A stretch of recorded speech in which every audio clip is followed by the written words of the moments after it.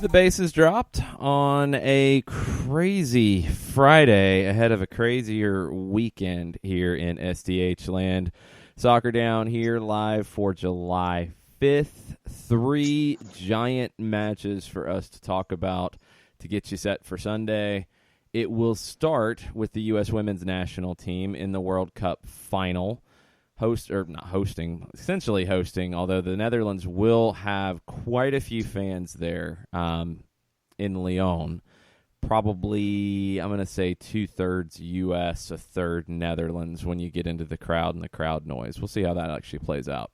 That'll kick us off on Sunday. Atlanta United will be hosting the New York Red Bulls at Mercedes-Benz Stadium. Kickoff will be closer to 2:30 for that one.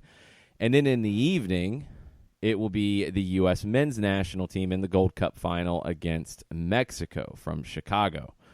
All the things. We will talk Copa America on Soccer Over There on Monday. We'll recap that final as well.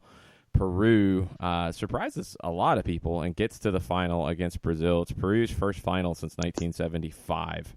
We'll get into all that on Soccer Over There, but man, we have so much to get into today. There's also other games from MLS from last night, previewing games this weekend, all the things, and we'll do our best to cover all of them. Tweet at us at Soccer Down here if you have questions, if you have comments. Let's get into the U.S. women first, John, since that is the first match of the day on Sunday. They get through England. I said on our World Cup date afterwards, and looking back at it now, I still think the same way. I think the U.S. was outplayed in the second half, but they get the early goal again that has been so critical for them in this tournament, where they can get a goal early, they shake everything up with the opposition, and then they're able to sit back and defend as the 90 minutes wear on and wear down the opponent. That early goal was critical again. Even though England answered, it's just given the U.S. such a comfort zone in this tournament. And I know that everybody gets wrapped up in the notion of the headlines and the visuals and things like that when it comes to the match itself. But I think that if you look past that and focus on what was accomplished to get them to this point, getting the early goal, making sure that they can defend, and having the deep roster to help you out with the injury to Rose Lavelle. And we don't know. I haven't heard any kind of an update on her status. I wouldn't anticipate that we're going to get You're one. not going to hear an update. If they're able to keep Megan Rapinoe's hamstring strain silent until the game's actually started, you ain't going to hear any updates between now and kickoff. And Rose Lavelle, you could see her say that it was her hamstring. And yes. Yeah, and they said that after the match. So, I mean, Lavelle and Rapinoe are battling hamstring strains, but you won't get any updates. That isn't happening. If they're able to keep the Rapinoe one under wraps after the lineup comes out and everybody's blown away by where's Megan Rapinoe, what is going on here, and nothing, radio silence until it was said on the broadcast. And Jill Ellis talked about it afterwards and said they didn't want to say anything because she might take a penalty at the end, which is strange, but okay. Then you're not going to get an update. And I guess you don't have to. I mean, and nobody's going to make them give an update on it. So Lavelle and Rapinoe are the two that you'll be looking at when that lineup comes out and waiting to see if they're in it. But, it speaks to the depth that Jill Ellis has on the roster. When you see a Kristen Press and the depth that's there in the midfield, we've always said that it was 4 to make 3 when it comes to players versus positions. And I think that this is where the depth shows out for the U.S. women's team. And it was another example of that in the semifinal when you had to have Rapinoe not start, Lavelle removed. And you got to see what they could accomplish. And the Netherlands, when you look at them specifically, Daniela van de Donk has said everybody thinks we're the underdog. I think it's going to be an advantage for us. So we'll see come a very early Sunday morning. Well, the Dutch are definitely the underdog here. I mean, there's just no other way to spin it. They are coming in as the European champions from 2017. They've been as dominant in the tournament as the U.S. has. They haven't been losing or trailing. They haven't lost. They haven't been trailing at any point in this tournament. They have been a little underwhelming at times when you look at the talent they have going forward, and the Sweden match, I think, is an example of that. Sweden sat back and did what Sweden does in these moments. They make life difficult for you, but it took extra time for the Dutch to break through. They eventually did. Van de Donk set up the winning goal from Groningen, and the Dutch get through, but the firepower they have, and it's like we've been waiting for it to really break out. I don't think it's going to against the U.S., but I also think that firepower means that the Dutch won't sit back. It'll be a pretty open game. It could be a very wild opening 15, 20 minutes because I think both teams will be going for kill shots early. And when you have Vivianne Miedema, who has been a treat to watch, Lika Martens, who has been a treat to watch, Van de Sanden coming in off of the wings and working things off of that way, and then Van de Donk. And if memory serves, I think it's 4 players from their roster last season in the Women's Super League played for Arsenal. And I know that there's been some turnover. I think half of them have gone, but they've gotten replacements. I mean, this isn't, for those who haven't seen the Oranje, I think I got that right. This isn't chopped liver, and it's going to be, I think, a fun watch. And it's like those contests where, all right, I'm just going to put it out here and see what happens. And I think, to your point, that first 15 to 20 minutes, a lot of times you'll see teams in championship matches for that first 15 to 20 be very cagey, be very coy. I don't think you're going to get that here. I think that it's just going to be like, all right, we're just going to put it out there on the table, see what happens in that first little bit, and then adjust. So I think it might be the inverse of what we're used to seeing in situations like this. Yeah, I don't think the U.S. are comfortable sitting back. They haven't looked comfortable sitting back in this tournament, to be honest. They've been able to close games out when they go to 5 in the back, but they've conceded control of the game when they do that. So I don't think they come in with any kind of defensive mindset, even against the Dutch firepower. And I just don't think it's the Dutch personality with this team to do that. And I hope they don't. If they do, I think they'll struggle. If they come in to try to sit back and ease into the game, they'll struggle. And that is, a little scary when you're going up against a team like the United States, but you have to be true to who you are. And this team knows who they are. This is a group that 9 of the 11 players who started in that European Championship final in 2017 started in the quarterfinal win over Italy. 8 started in the semifinal win over Sweden. They've played together for a long time. They know each other inside and out. I'd be shocked if they do anything different, and if they come out and they're meek or they're timid and they sit back and they try to play off a counter. I don't get it. I don't think that'll happen. For the U.S., that early goal was critical. I think they're more athletic. They're stronger. They can wear the Dutch down. And the Dutch defensively, look, they're not as strong on that half of the field. They're much stronger in that attack. And you mentioned Van de Donk, and you mentioned Miedema and Martens and Van de Sanden, who Van de Sanden didn't start in the semi. She's been a disappointment in the tournament so far. She will be playing in her home stadium at Lyon. That hopefully will help her. Spitza is another one who, in that midfield with Van de Donk, sets everything up with that front three. That front three of Miedema, Martens, and Van de Sanden is as good as it gets when they are all on. And they all haven't been on at the same times in this tournament. And that's been the tricky element. I think it comes down to, we've talked about it over the last week or so. Who are the front runners for the Golden Ball, the best player of the tournament? And more, I keep coming back to Julie Ertz. And you don't often see defensive midfielders or defenders get that type of honor, but Ertz is the one that has been consistent for the U.S. and critical for the U.S.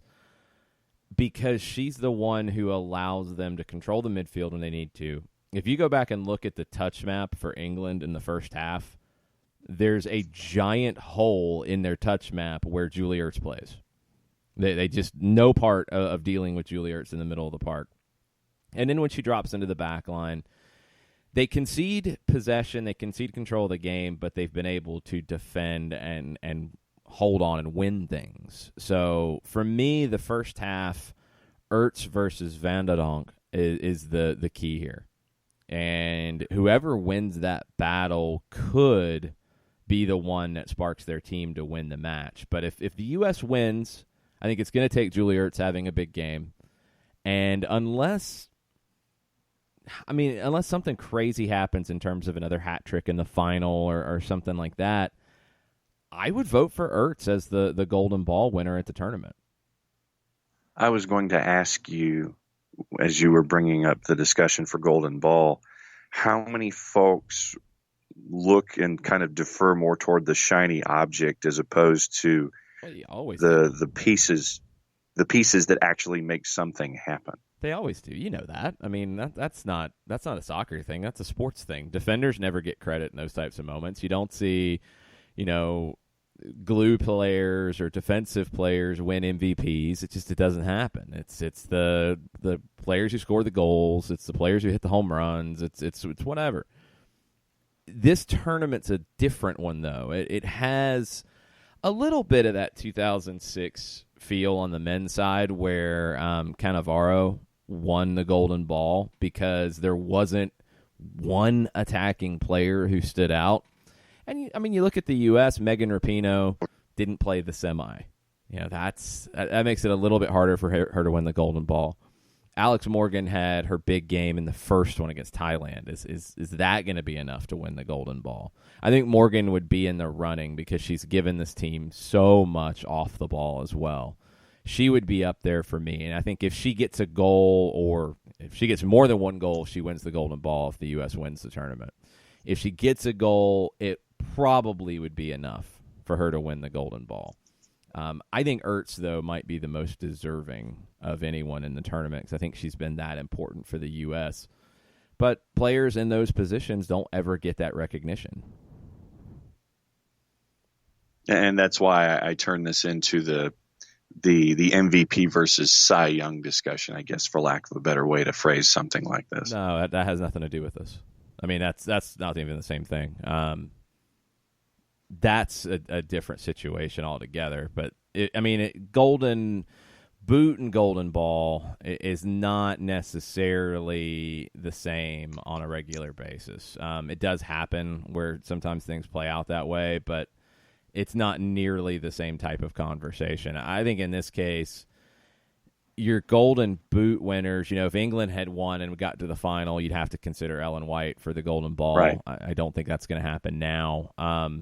There's not one dominant player in this tournament for the Golden Ball that out of your attacking players. There hasn't been one who's dominated all the way through or gotten a goal in nearly every game and those types of things. And usually it comes from one of the finalists. My pick right now going into the final, Julie Ertz would be at the top of my list. No, and that's, like I said, that's why I wanted to ask the question, because I look at it differently. I don't always gravitate toward shiny object when it comes to saying who is the quote unquote best in any kind of a tournament or situation. And that was why I just wanted to put that out on the floor as a question for you when it comes to comparisons and things like that. No, I have zero qualm having someone like a Julie Ertz getting Golden Ball. I just, and I look at things in two separate tracks. I don't necessarily take one or the other and jam it into the same thing. And that's why I wanted to ask the question that way.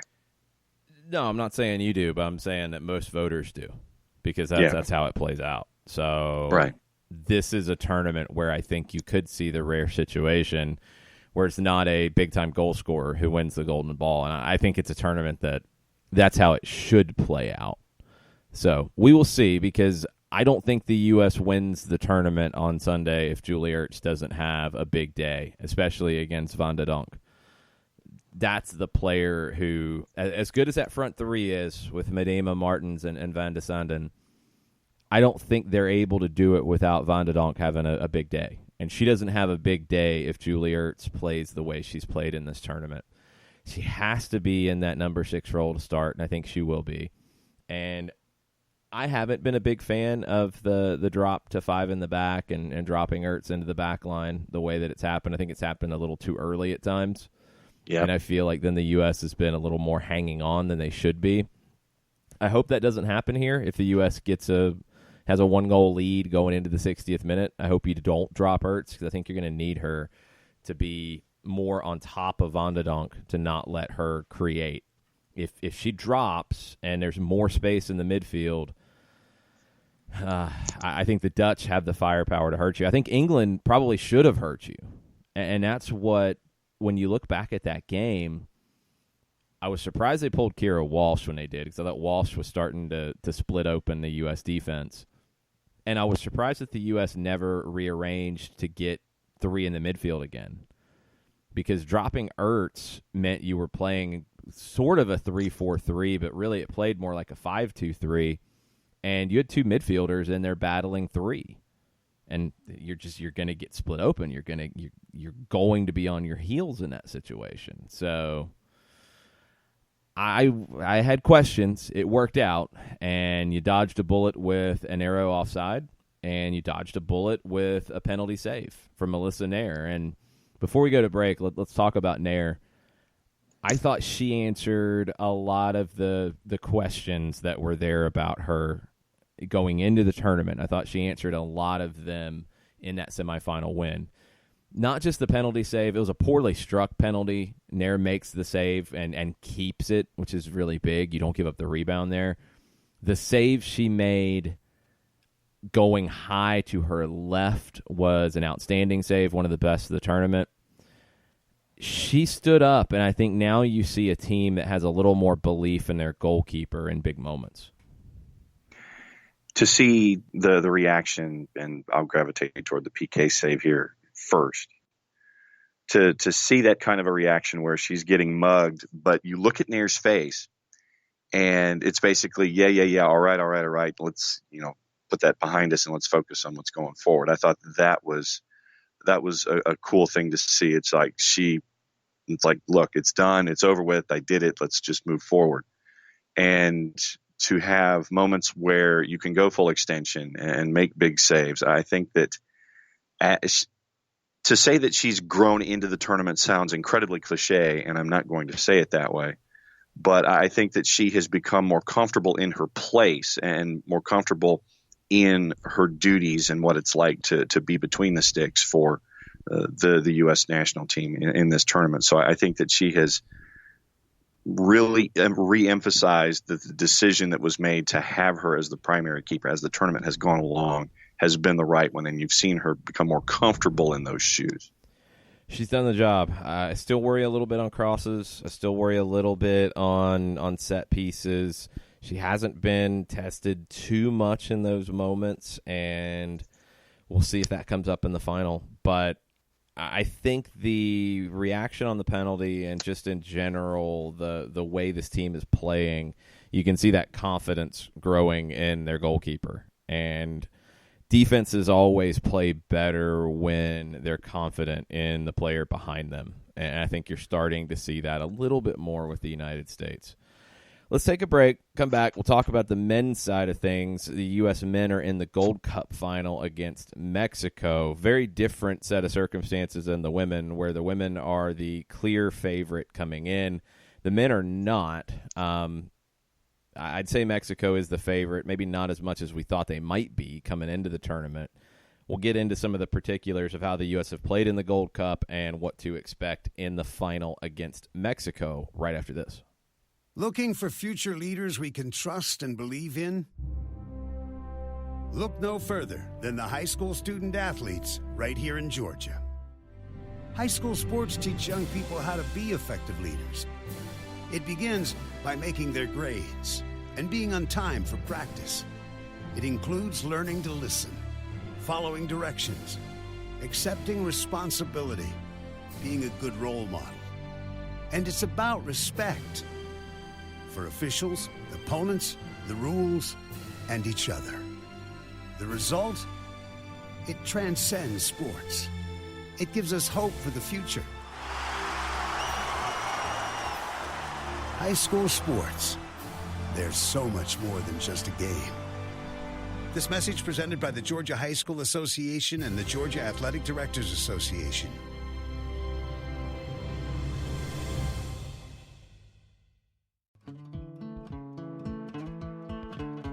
Today's show is presented by Appolinsky & Associates, personal injury lawyers with over 30 years of experience, supporters of Atlanta United, Faction, and Inter-Atlanta Youth Football Club. If you've been hurt in a wreck, contact Steve today at steve@aa-legal.com or call in 24/7 at 404-377-9191. The initial consultation is free. We know that every driver is different, and a one-size policy does not fit all. That's why Country Financial offers a variety of discounts, so you get the coverage you need and the savings you deserve. From good driver to good student, multi-policy to multi-car, we've got a discount to suit every driver. Call Jason Wright at 678-568-6871 today to see what you could save. On Facebook at Jason Wright Agency or by phone at 678-568-6871. Discounts vary by state. Policies issued by Country Mutual Insurance Company, Country Preferred Insurance Company, or Country Casualty Insurance Company, Bloomington, Illinois.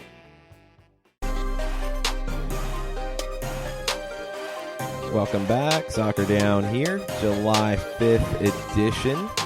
Getting you set for a busy, busy Sunday. And I will go ahead and say this one more time because it's not going to matter once we get into Sunday as much, but it's absolutely ridiculous that you have the CONCACAF Gold Cup final and the Copa America final on the same day as the Women's World Cup final. League games are a little different, but having other major finals on the same day as the Women's World Cup final, it's so stupid. And there's just no excuse. I mean, basically, when CONCACAF comes out and is like, we forgot, yeah, that shows how much you actually care and take it seriously. You didn't forget. You just didn't care. That's embarrassing. So this can't happen again, FIFA, and I really hope that's the case.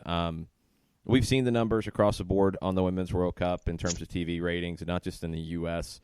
We're talking worldwide in every country. Sweden drew better than they did for the Men's World Cup. The Dutch, same. England, same. I mean, it's massive. And the tournament has to be given its proper place. There's just no more excuses about it. You've even seen some of the issues, and reporters have talked about it. Jonathan Tannenwald has talked about it during his time from France. You're just not seeing a ton of promotion. Games were promoted as sellouts, but were not actually sellouts, and it's just some nonsense about it. This has to be taken more seriously, and FIFA, who likes to make money, should realize that this is a money-making opportunity. Maybe that's the way they'll actually take it more seriously. I don't know. Hopefully their eyes are open to this. So, luckily, at least, the other games aren't at any time near where the Women's World Cup will be in terms of kickoff time, so that's good. The late game on Sunday, after we deal with Atlanta and the Red Bulls, and we'll get into that plenty as we go this morning, the late game from Chicago, United States, and Mexico. Said it consistently coming into the tournament that the U.S. had to make the final for the tournament to be considered a success. I think they can say it's been a success. A resounding success? No, not quite, but not a hollow success either. There's been good moments, and that's what you wanted, and you had to find a way to get here. You've had some sloppy moments as well.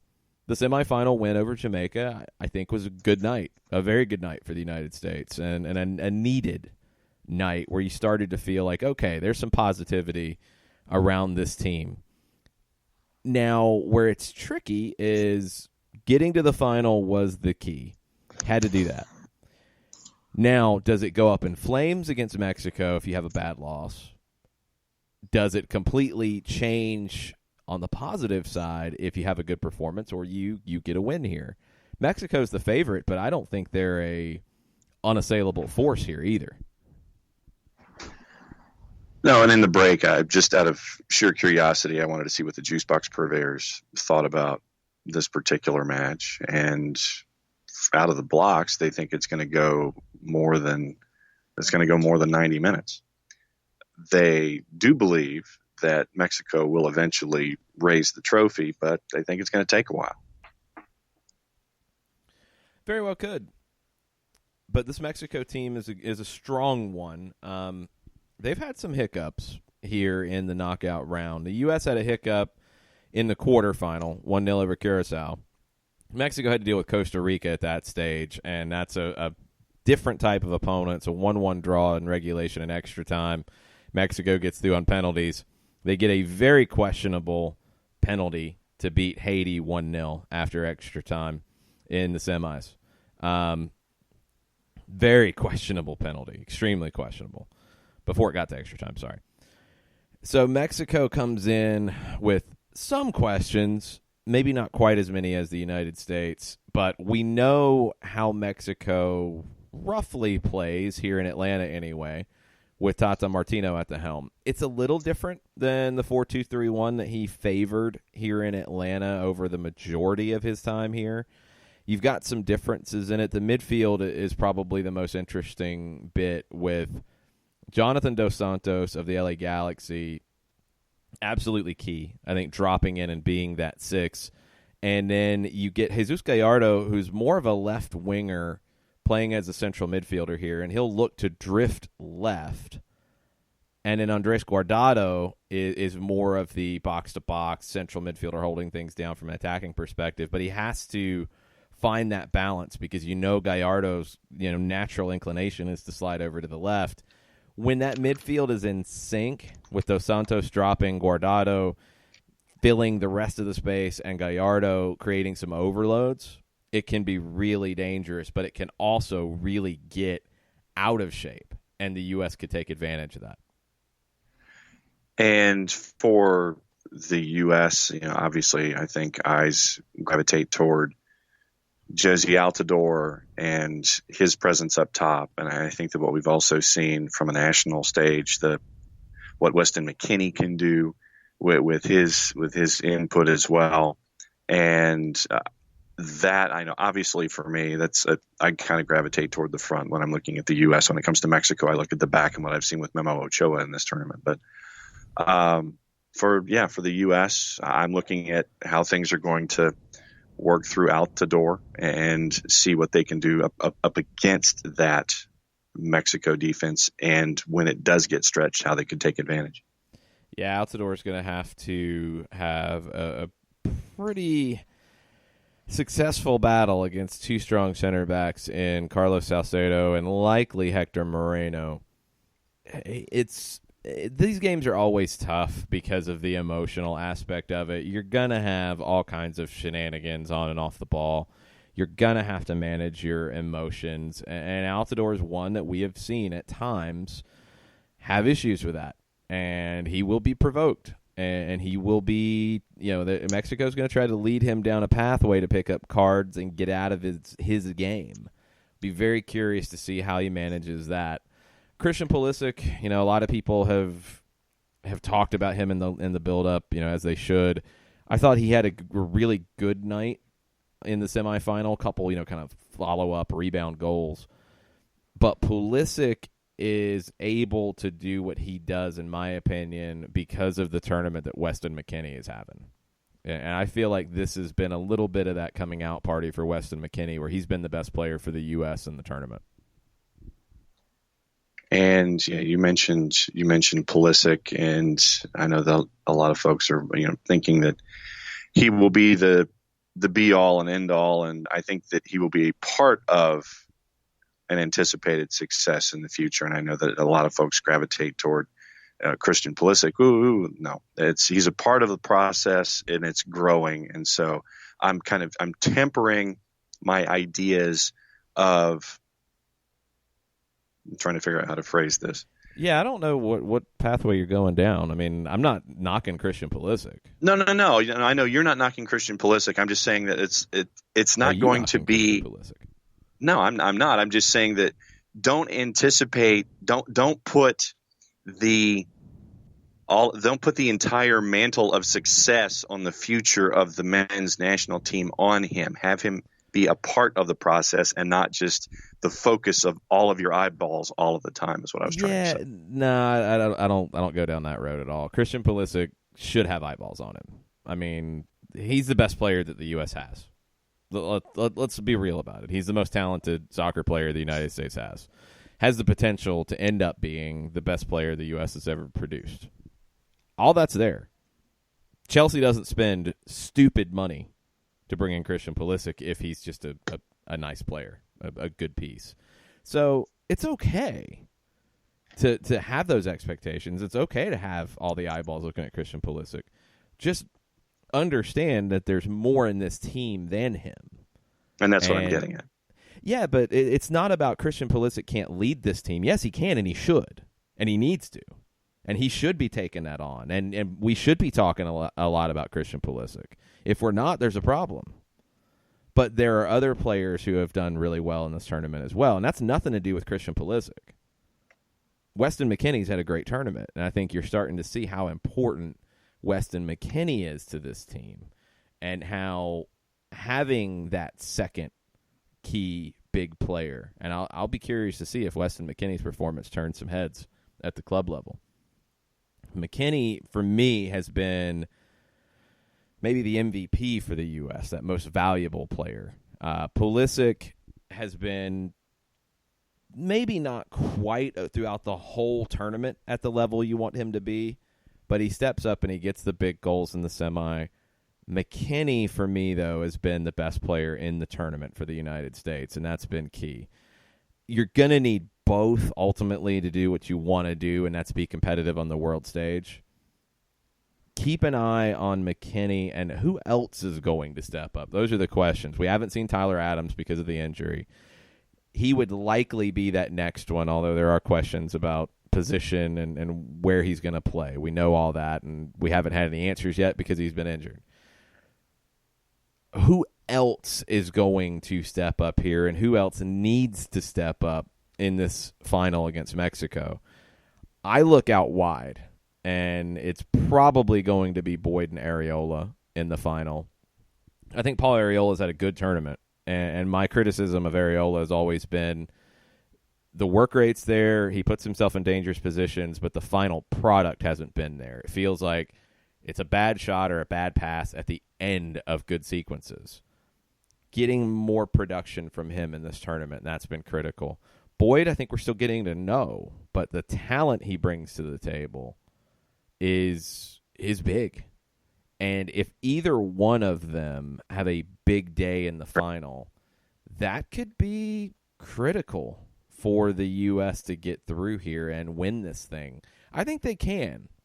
I think that the questions about Mexico after these last two knockout round games, and especially the Haiti game, they're growing a bit, and they should be growing a bit. I don't think it's a definite that Mexico wins this, but those wing players for me are going to be the key. Boyd or Areola have to win their battles and give the U.S. one more strong piece going forward.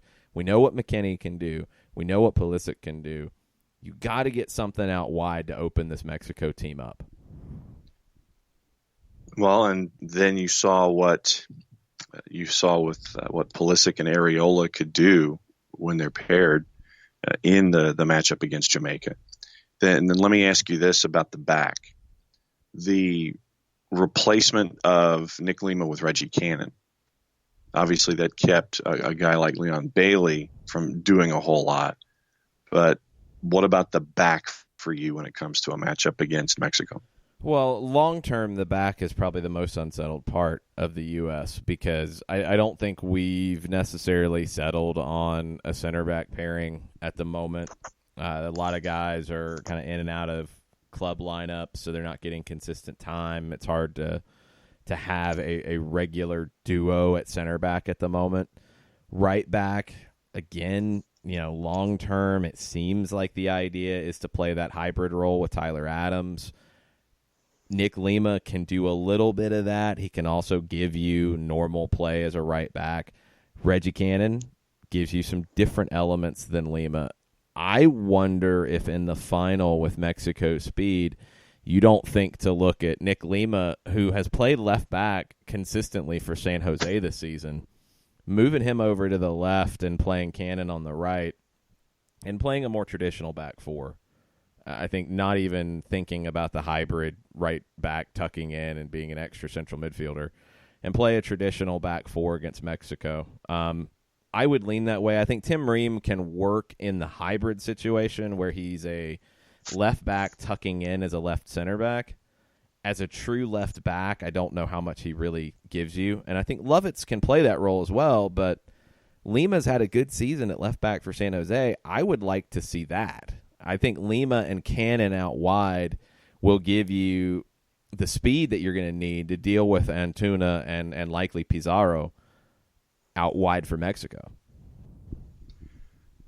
And then doesn't that get back to the notion that you've been trying to get at with the U.S. men's national team about not being too fancy and not trying to outthink yourself and just, make sure that everything is basic sounds too simplistic a word, but you're not trying to overthink the situation. And sometimes the easiest solution is the simplest solution. Instead of trying to have people cutting inside and being hybrids, if you just had a simple back four with people who could do it against the talented Mexico side, that in this situation, that might be the best way to do things instead of trying to outthink yourself. Yeah, I mean, if everybody's healthy here, I would the one issue is Ream is part of your captain rotation, but in a final, I think you go Lima on the left. I'd probably keep Miazga and Long together. I'm okay with that. I think that is, at the moment, your best pairing. Cannon on the right. I think Lima will factor into the final. I just don't know where. I would put him on the left. Another question is, you've got Jordan Morris, who has given you something different than what Areola and Boyd gave you. Morris started in the semi. I would go with Boyd in the final if he's ready to go here, and I would keep Areola in. I think that gives you the most dynamic lineup you can have, with on the left side Lima in the back, on the right side Cannon, and then up top Areola on one side, Boyd on the other. You've got maybe the best group you can have, and in that central midfield of Bradley, McKinney, Pulisic.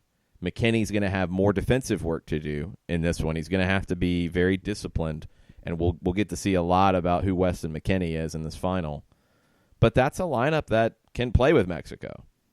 And I'll be really curious to see what Greg Berhalter does lineup-wise, and then what that means for the tactics. Are we going with the all caps the system, or is it going to be a little more simplified and a little easier, I think, to slot in and deal with what Mexico can throw at you? I would keep it a little simpler, and I think you might need more speed on the left than what Ream gives you and what Lovitz gives you. Lima can do that, and the fact he's played left back all season for San Jose should help you with that. Play him on the left, play Cannon on the right. That's my thought coming into this. And at the same time, I know that there's going to be the certain percentage of people that just poo-poo on Michael Bradley, but I look at Bradley as that stabilizer, that veteran stabilizer that you have for a situation like this. And as long as he continues to be that role, I have zero issue. And I know that probably in the second hour of the show, Doug would probably want to string me up from the highest tree for saying that, but I have zero issues with Michael Bradley right now. I think if you've watched the tournament, there's really not any issues to have with Michael Bradley. Paired up in that midfield that you have right now, I think he's essential, and I think he gives you so much more than Trapp can in that spot, and I don't think there's anybody else. I don't think it's a role with McKinney and Pulisic that Tyler Adams can play by himself. Now, you do have questions when Tyler Adams is available. How do you get Adams, McKinney, and Pulisic on the field together? And maybe Tyler Adams can end up being that six who can play by himself. I don't think he is right now. And that's why Berhalter's trying what he's trying in terms of the system and having the right back tuck inside. You're trying to get the best of both worlds. You're trying to get guys on the field. I get it. I understand that. I just think it's a little bit too much at a national team level because you just don't have time to work on all the particular details and rotations, and you're going to get caught trying that. I just don't see it long term. Let's take a break, come back, and get into some questions from you guys. We've got Mike Conti joining us at 10 o'clock. We've got Doug Robertson joining us at 10:30 to talk Atlanta and Red Bulls. If you want to start steering questions that way, or Atlanta and Chicago, please do so right now on Twitter at Soccer Down Here. If you have questions about the women's national team against the Netherlands, the men's national team against Mexico, throw those our way as well. We'll be right back after this. A ranger station. I'd like to report a bear hug. Okay. I put out my campfire and Smokey Bear hugged me. So you drowned the fire, you stirred it, drowned it again, and felt that it was cold? Uh-huh. Yeah, but he's just letting you know you did good. Bear hug from Smokey Bear. Status update. I'm gonna let you go now. There are many ways to start a fire, but one sure way to put it out. Learn how you can do your part at SmokeyBear.com. Sponsored by the U.S. Forest Service, Ad Council, and your state forester. As a business owner, you know that every year brings new challenges and opportunities. The success of your business demands expertise and focus. And Country Financial can help you keep that focus by helping ensure you have the right insurance protection in place to meet your goals. Jason Wright can help you create a customized insurance plan that has coverages designed just for your business. Give Jason a call at 678-568-6871 or reach him on Facebook at Jason Wright Agency. Coverages vary by state. Policies issued by Country Mutual Insurance Company, Bloomington, Illinois. This is what matters. This is beyond X's and O's. This is the difference mutual respect makes. This is what character looks like. This is what defines us in Georgia. This is sportsmanship. School sports. It's not the outcome that matters most, but the way the games are played. This message presented by the Georgia High School Association and the Georgia Athletic Directors Association.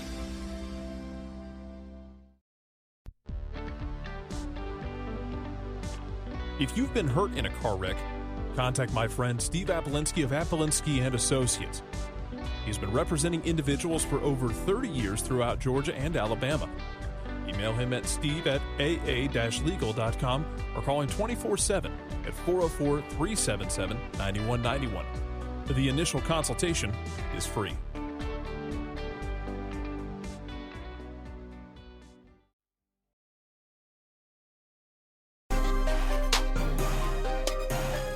Welcome back.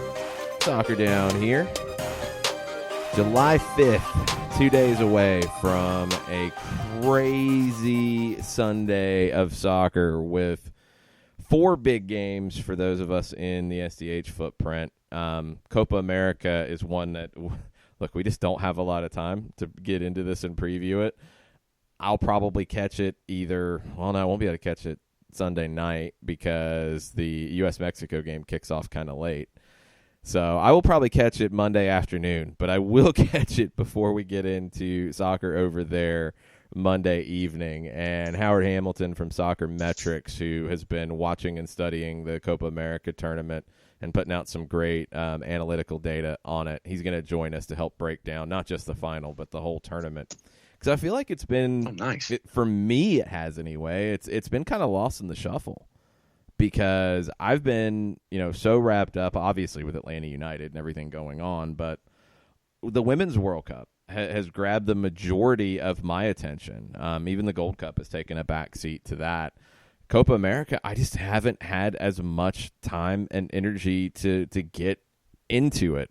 Watched a good bit of the semifinal with Argentina and Brazil, and Argentina is dire, and even being dire, they still have some pretty serious arguments when it comes to referee situations. And look, there's a lot of bluster in the Argentine media about the VAR situation and and all of that. The Aguero trip, I mean, I don't know how VAR doesn't get involved in that one. The Otamendi one was a little bit more of a judgment call. I thought the Brazilian defender just lined him up and threw a shoulder into him. It was pretty blatant, about as blatant as you get on a set-piece collision like that. I can understand to a degree how that one gets lost, doesn't get called. The Aguero trip, I mean, that's why you have VAR. Like, that's the whole point of it. And for that not to get looked at and not to get turned into a penalty, oh, boy. You've got Argentine referees who will be in charge of bringing VAR to Argentina. Like, man, now we can't do this right now because everybody's angry about VAR. Like, we can't get VAR implemented here now because of how it played out in this tournament. I think all the complaints about VAR at the Women's World Cup have been completely overshadowed because in the knockout rounds, it's been really good. And that reminds me a lot of last summer as well.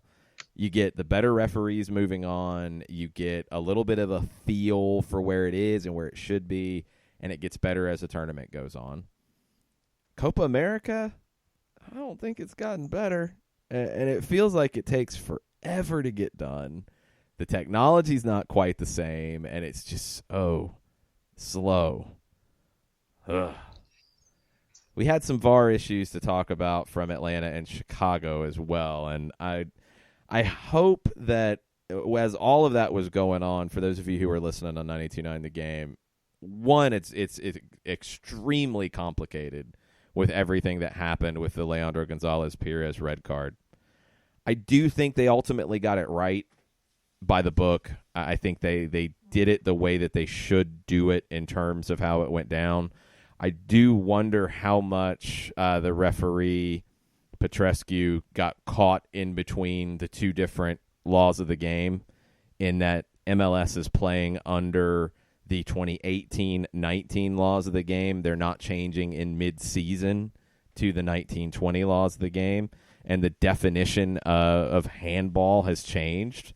According to the new laws of the game, if the referee felt like when Gonzalez-Perez's hand came up at the end of the slide, if that did not cause him to touch the ball with his hand, if the hand was down and that's when it struck.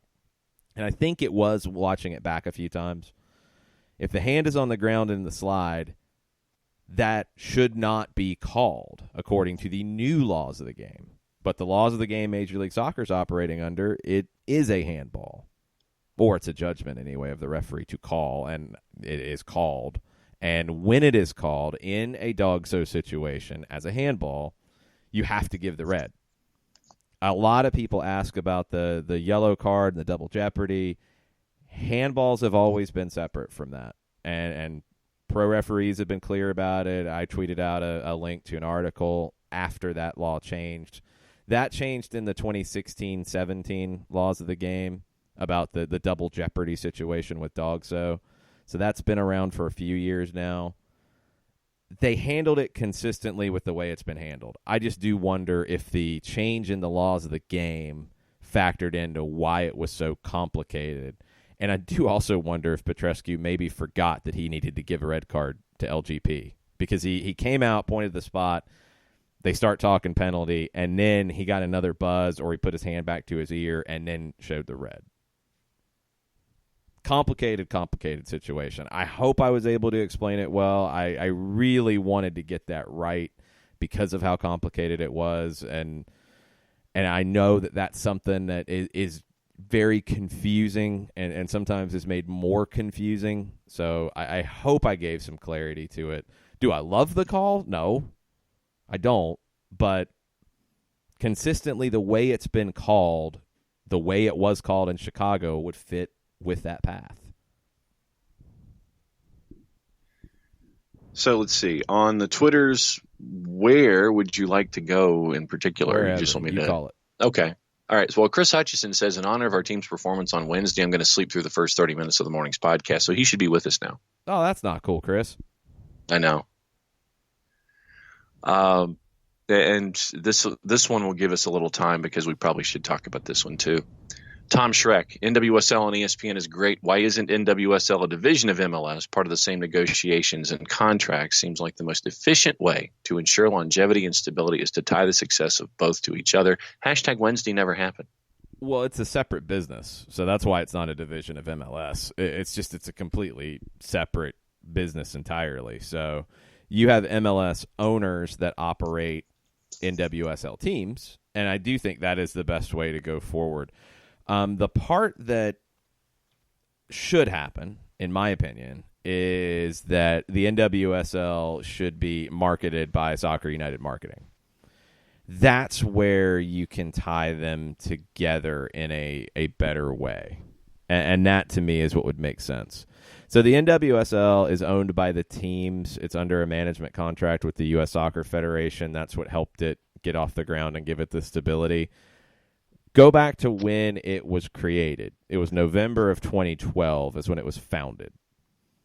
Major League Soccer was not in a position at that time to operate a women's league. It wasn't. Since 2012, when the NWSL was founded, you've had Atlanta come in, Orlando come in, NYC come in, Cincinnati come in, LAFC come in. Major League Soccer is in a very different place. That's why Soccer United Marketing, which, as you I think everybody knows, is owned by Major League Soccer and its owners and investors. Soccer United Marketing should be that bridge between the two. Is every MLS club in a position to do a women's team and be successful with it? No, I don't think so. But are there more? Yes, I do. And I think it should be part of the conversation.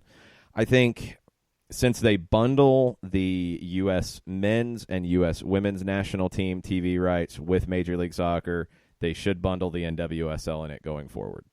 And that would be for that next TV deal that would come up after the 2022 season. So the NWSL needs to figure something out between now and then, in my opinion. They're going to have to, and they're talking about what the long term is going to be. Amanda Duffy made it clear that they didn't expect to be without a TV deal going into the season. They weren't prepared for it, but things broke down with them and A&E Networks, Lifetime. So they made the move to get out of that deal with Lifetime for the long-term success of the league. We'll see. I mean, that's still a little bit to be determined. I don't think the Lifetime deal was one that long-term was going to push the league to a higher level. It was a nice deal, but not a next-level deal, in my opinion. If you're able to get a stopgap together between now and through the 2022 season, and then tie it in with all of the other TV properties, then yes, I think you're in a next-level situation if you're the NWSL. But part of that is also adding more teams, adding just a bigger platform. That's really the key for me when you look at it. I read an article this morning about Australia and their look at the women's game right now and their concerns about being passed by the European powers. And they talked about, the W League is a 12-game season. I mean, it's basically like a filler in the NWSL offseason. That's why you see a lot of NWSL players play in the W League. For Australia, that's just not going to work anymore. The NWSL is further along than that, but they have to be more year-round, bigger and brighter and stronger to hold on to players, because the Women's Super League in England is going to grow. La Liga in Spain is going to grow. Serie A in Italy is going to grow. The German League going to grow. The Scandinavian leagues have generally been pretty strong. The French League, you've got some teams that are putting a lot of money in. You're going to have competition for players. And the NWSL should be in a position to have the best or most of the best players, but it's not a guarantee. The TV part is a big issue with it. It's just not easy to watch NWSL right now. And I am a little frustrated with some of the conversation at the moment about what's next on the women's side. It feels like most of the conversation is that you should watch because you're obligated to. You should watch because you should support this. And that's not what it should be. That, to me, feels like a makeup call in a lot of ways because the NWSL is not compelling enough. Look, you should watch because you want to watch. You should watch because the league is too good for you not to watch. You should watch because you want to see the North Carolina Courage and see if they can defend their double. You should watch the ICC to see if they can defend that trophy. You should watch because you think Tobin Heath is the best player in the world and you want to watch her with the Portland Thorns. You shouldn't watch because you feel like you should, because that you're not going to stick around if that's the case. It has to go past the you should watch because it's the right thing to do, and it should get to you should watch because as a soccer fan, you're going to be missing out if you don't. That should be the conversation, and the NWSL needs to turn it to that. That's where it has to get to, and TV is a massive part of it. So I really do hope that long-term you see the NWSL marketed by Soccer United Marketing, because then that ties it with MLS, even if it's not in a business sense in terms of ownership. It ties it in terms of guaranteeing, or as much of a guarantee as you can give, success. It ties it in on the TV side. It ties it in on sponsorship side, marketing side, and it just helps the overall strength of the women's game. But they have to add more teams. They have to get more committed owners. They have to continue to grow, and they have to compete with the top teams in Europe. Because if you're Real Madrid and you're right now launching a team and you want to do the Galacticas, well, where are you going to go shopping? You're going to go shopping in the NWSL right now. And you're going to be looking at some of the players in the NWSL and say, you know what? I want them to wear the Real Madrid kit because I could sell a ton. Alex Morgan, I'm going to give you a call. I'm with Real Madrid, and I'm going to offer you stupid money to come be the top player for Real Madrid. That's the type of stuff that's going to happen here soon. NWSL has to be ready for it and they have to be stronger. So hopefully all these things can start to fall into place. It's a really fascinating time on the women's side because now I think we're really starting to get conversations about the club game. Every 4 years, the World Cup is awesome. It's great. The Olympics, awesome and great. The lifeblood is the day-to-day with the clubs. And it has to be more serious. It has to be bigger. It has to be on a bigger scale. And I hope the NWSL can lead the way for that here very soon. They're going to have to, or they're going to get passed by some of these big clubs in Europe.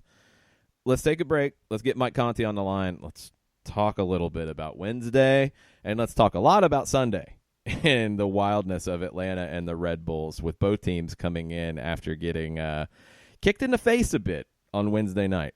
We'll be right back after this. Looking for future leaders we can trust and believe in? Look no further than the high school student athletes right here in Georgia.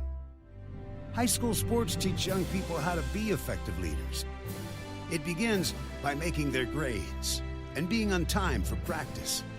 It includes learning to listen, following directions, accepting responsibility, being a good role model. And it's about respect for officials, opponents, the rules, and each other. The result? It transcends sports. It gives us hope for the future. High school sports. There's so much more than just a game. This message presented by the Georgia High School Association and the Georgia Athletic Directors Association.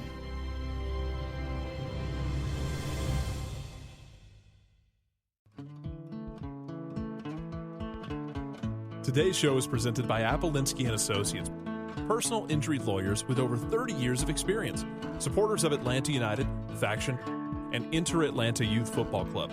If you've been hurt in a wreck, contact Steve today at steve@aa-legal.com or call in 24/7 at 404-377-9191. The initial consultation is free.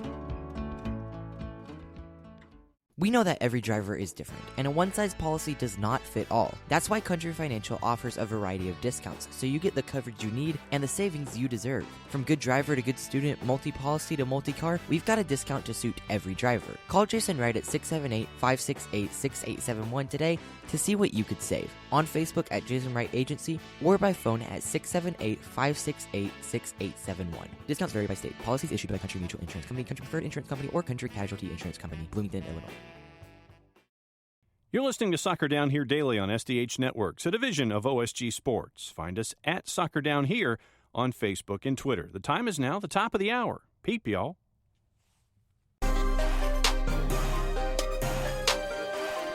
Welcome back. Hour number 2, Soccer Down Here, July 5th. We've talked about both of the U.S. national teams a lot in hour number 1, maybe because we don't want to talk about Wednesday. Maybe we don't want to talk about Atlanta and Chicago, but I guess we have to, and we get some help on this one. Mike Conti from 92.9 The Game joins us. Have you gotten over that game Wednesday?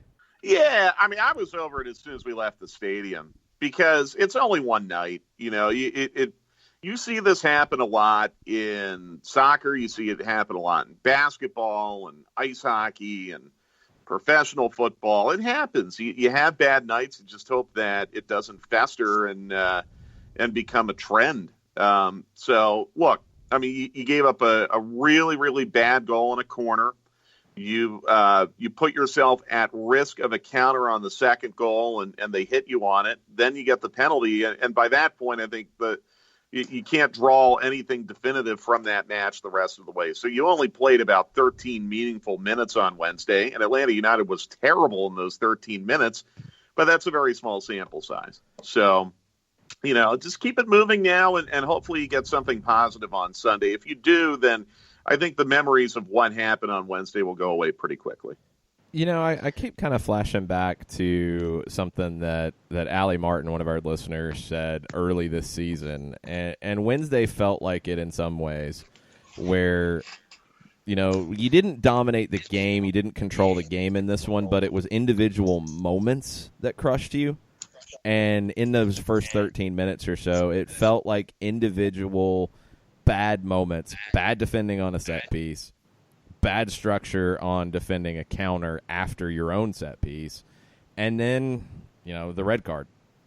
That's what killed you more than getting run off the park in terms of the game being controlled by Chicago, and you never bounced back from it. I guess the most disappointing part for me after those moments happened was it took until the halftime break until you really saw, I think, a concerted response from the team, and that was a little frustrating. Yeah, I agree. I think it's a little – you're so shell-shocked when you're down by 3 and you have LGP sent off that it is going to take a moment or two to compose herself. And there was an extra little weight to getting Florentine Pogba out there. So, you know, then you're kind of figuring out your shape and placements and all of that. And I agree. I mean, I think there were points after – Chicago scored the 4th goal where we were talking about, you know, pride and effort is something that's a little bit difficult to quantify, but it's something that you want to see. And I feel like you didn't really see it at that point. You certainly saw it in the second half. And there were individuals that really, really stood out to me. Like we talked about Julian Gressel, who was our man of the match. And, you know, Miles Robinson with that 70-yard run to create the penalty. I thought Mikey Ambrose was very, very good in the limited time that he got to play. So there were individual moments. I don't think Atlanta United quit on the game. Have they quit on the game? I think Chicago could have easily scored 8 or 9 goals, to be honest with you. I mean, there was a point in the first half after Chicago got the 4th. I think I even said it on the air. Like, you really feel like they're going to get 7 or 8 the way that match was going.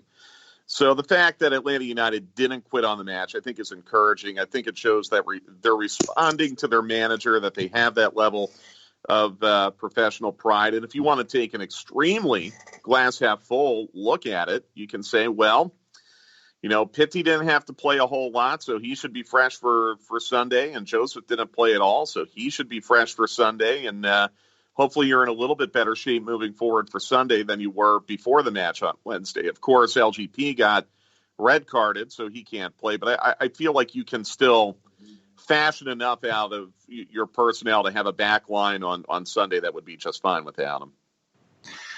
And then Red Bulls, Mike, had their hold my beer moment where it ends up where there's no Murillo, there's no Kaku, and maybe you get a cameo out of Kamar Lawrence after their 4-0 loss to Houston as well. So, I mean, you've got a lot of different wild cards that have been thrown into this match on the weekend Atlanta doesn't have one. Red Bulls don't have two. I can confirm that Kamar Lawrence was in Atlanta yesterday because I saw him at the airport. I can confirm that Kamar, because Jamaica was getting on the train with me to baggage claim to Concourse A. So Kamar Lawrence was at least in Atlanta yesterday. I think we've gotten some conflicting information on whether or not there's a third place game in Gold Cup. And everything I've been able to figure out is that there is not. So, yeah, you probably are going to get Kamar Lawrence. I don't think they dropped it. That's it's a good thing for Red Bulls because there used to be a third place game, and now they have dropped it. I don't think you're expecting him to give you 90 though on Sunday. So maybe he comes off in the second half. By the way, 8 red cards Wednesday and Thursday across MLS, and a 9th red card to Wayne Rooney that somehow was retracted on VAR. And I really don't know what the clear and obvious error was by the referee in showing him red. So really, really crazy 2 days. Orlando had 2 players sent off. Red Bulls had 2 players sent off. The incident at the end of Red Bulls Houston, which I still really haven't seen. Really weird. Really, really weird couple of days. And, yeah, I mean, Red Bulls are shorthanded. There's no question about it. They're going to feel it way more than Atlanta, even if Barco and Villalba don't play on Sunday. But that really doesn't mean anything to me. I mean, based on Atlanta United's recent prior history, they have not been able to dominate shorthanded opponents. So, quite frankly, I think it's a red herring to be talking about all these absences for Red Bulls, because to this point in the season, Atlanta United has not proven that they've been able to put away a shorthanded opponent. Well, the red herring is not that they're shorthanded. It's does it change the way that they play? And in the Red Bulls case, it doesn't. You know, the Red Bulls are going to play the way that they play no matter who's in the kits on the field. That's not going to change. Now, one question you could have coming out of the Houston match, Chris Armas did change up the formation a little bit, played 2 up top with Barlow and White. I don't expect anything like that. I would expect them to be in their 4-2-3-1, 4-3-3 type of shape. I think Daniel Royer also will be back in the starting lineup. They'll have plenty of firepower. They will be missing some key pieces. Aaron Long in the back, Michael Murillo in the back. Their back line will be a little bit shakier because of that, but they're going to press, and they're going to make life difficult for Atlanta. I don't see Chris Armas coming in with a tactical replay of what he did in the postseason last year. I think that would be a massive mistake, wouldn't it? And we have the evidence. It did not work in the postseason. Red Bulls staying true to what they do. Worked extremely well in May up in New Jersey, even playing down a man, and worked extremely well in the regular seasons of 2017 and 2018. So I think that would be a massive mistake if Armas gets away from that, and I don't expect him to do so. This is going to be a very interesting match. Who's going to be able to assert themselves in the first 20 minutes, I think, is a big, big key. If Atlanta United gives up the first goal, they would be in desperate trouble, in my opinion. Desperate trouble, because then it makes the game plan extremely straightforward for Red Bulls. And they can go out, and they can do their thing, and they can basically, suffocate the match. If Atlanta United gets an early goal or even 2, I think 2 is kind of important. Then you put Red Bulls in a situation where they do have to get out of what they do so well. That was what was so unfortunate about Joseph's goal last May here in Atlanta getting taken off by VAR, because with a 2-0 lead on Red Bulls, Red Bulls have to go out. They have to start chasing goals and getting away from what they do, and then you're going to be able to hit them on counters. So Atlanta United has got to be switched on at the start on Sunday. They were god-awful at the start in Chicago. I don't think that's too strong. They were not good at the start in Toronto. Now, these are road matches. Being switched on for the start at home, I guess, would be a little bit easier. But you can't afford to make that same kind of mistake, because if the Red Bulls get the first goal, I don't see a very high probability of Atlanta United being able to get one back. And when you look at, I'm kind of drifting from Wednesday forward. And I know that sadly you got to spend most of your holiday, at least early on, telling folks that this was an outlier, and folks. Yeah, and people want to argue with me on that. People want to argue with me on that. How is that not an outlier? They have not had a multi-goal loss since March. It's an outlier. It is insane there are some people that are arguing that they haven't played well on the road all year, so therefore it's not an outlier. Well, first of all, they do have 4 road wins this year against MLS competition. They were 4-1-0 in the month of June. You lose your first match in July by 4 goals, and you want to argue with me now that that's the way they've played all year? It's an outlier. Sorry, John. I had to get that off my chest. No worries. And I know. And you should have been spending your July 4th focused on what was going on the grill, and folks wanting you to give them what you were having on the grill that were of a 4-legged variety. So, I mean, that's where you should have been spending your time. Oh, I had plenty of time to grill. Don't worry. I just turned my phone off at some point. So my 4th was not a disaster. Don't worry about that. Okay.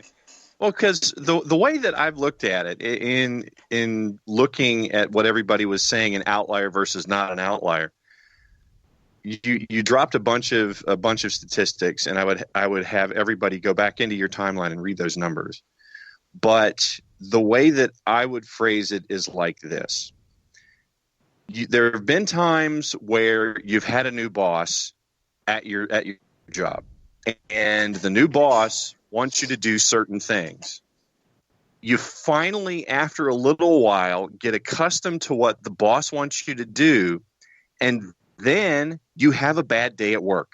The copier won't work, and it won't collate what you're having to do for the 2:00 meeting. Your computer crashes.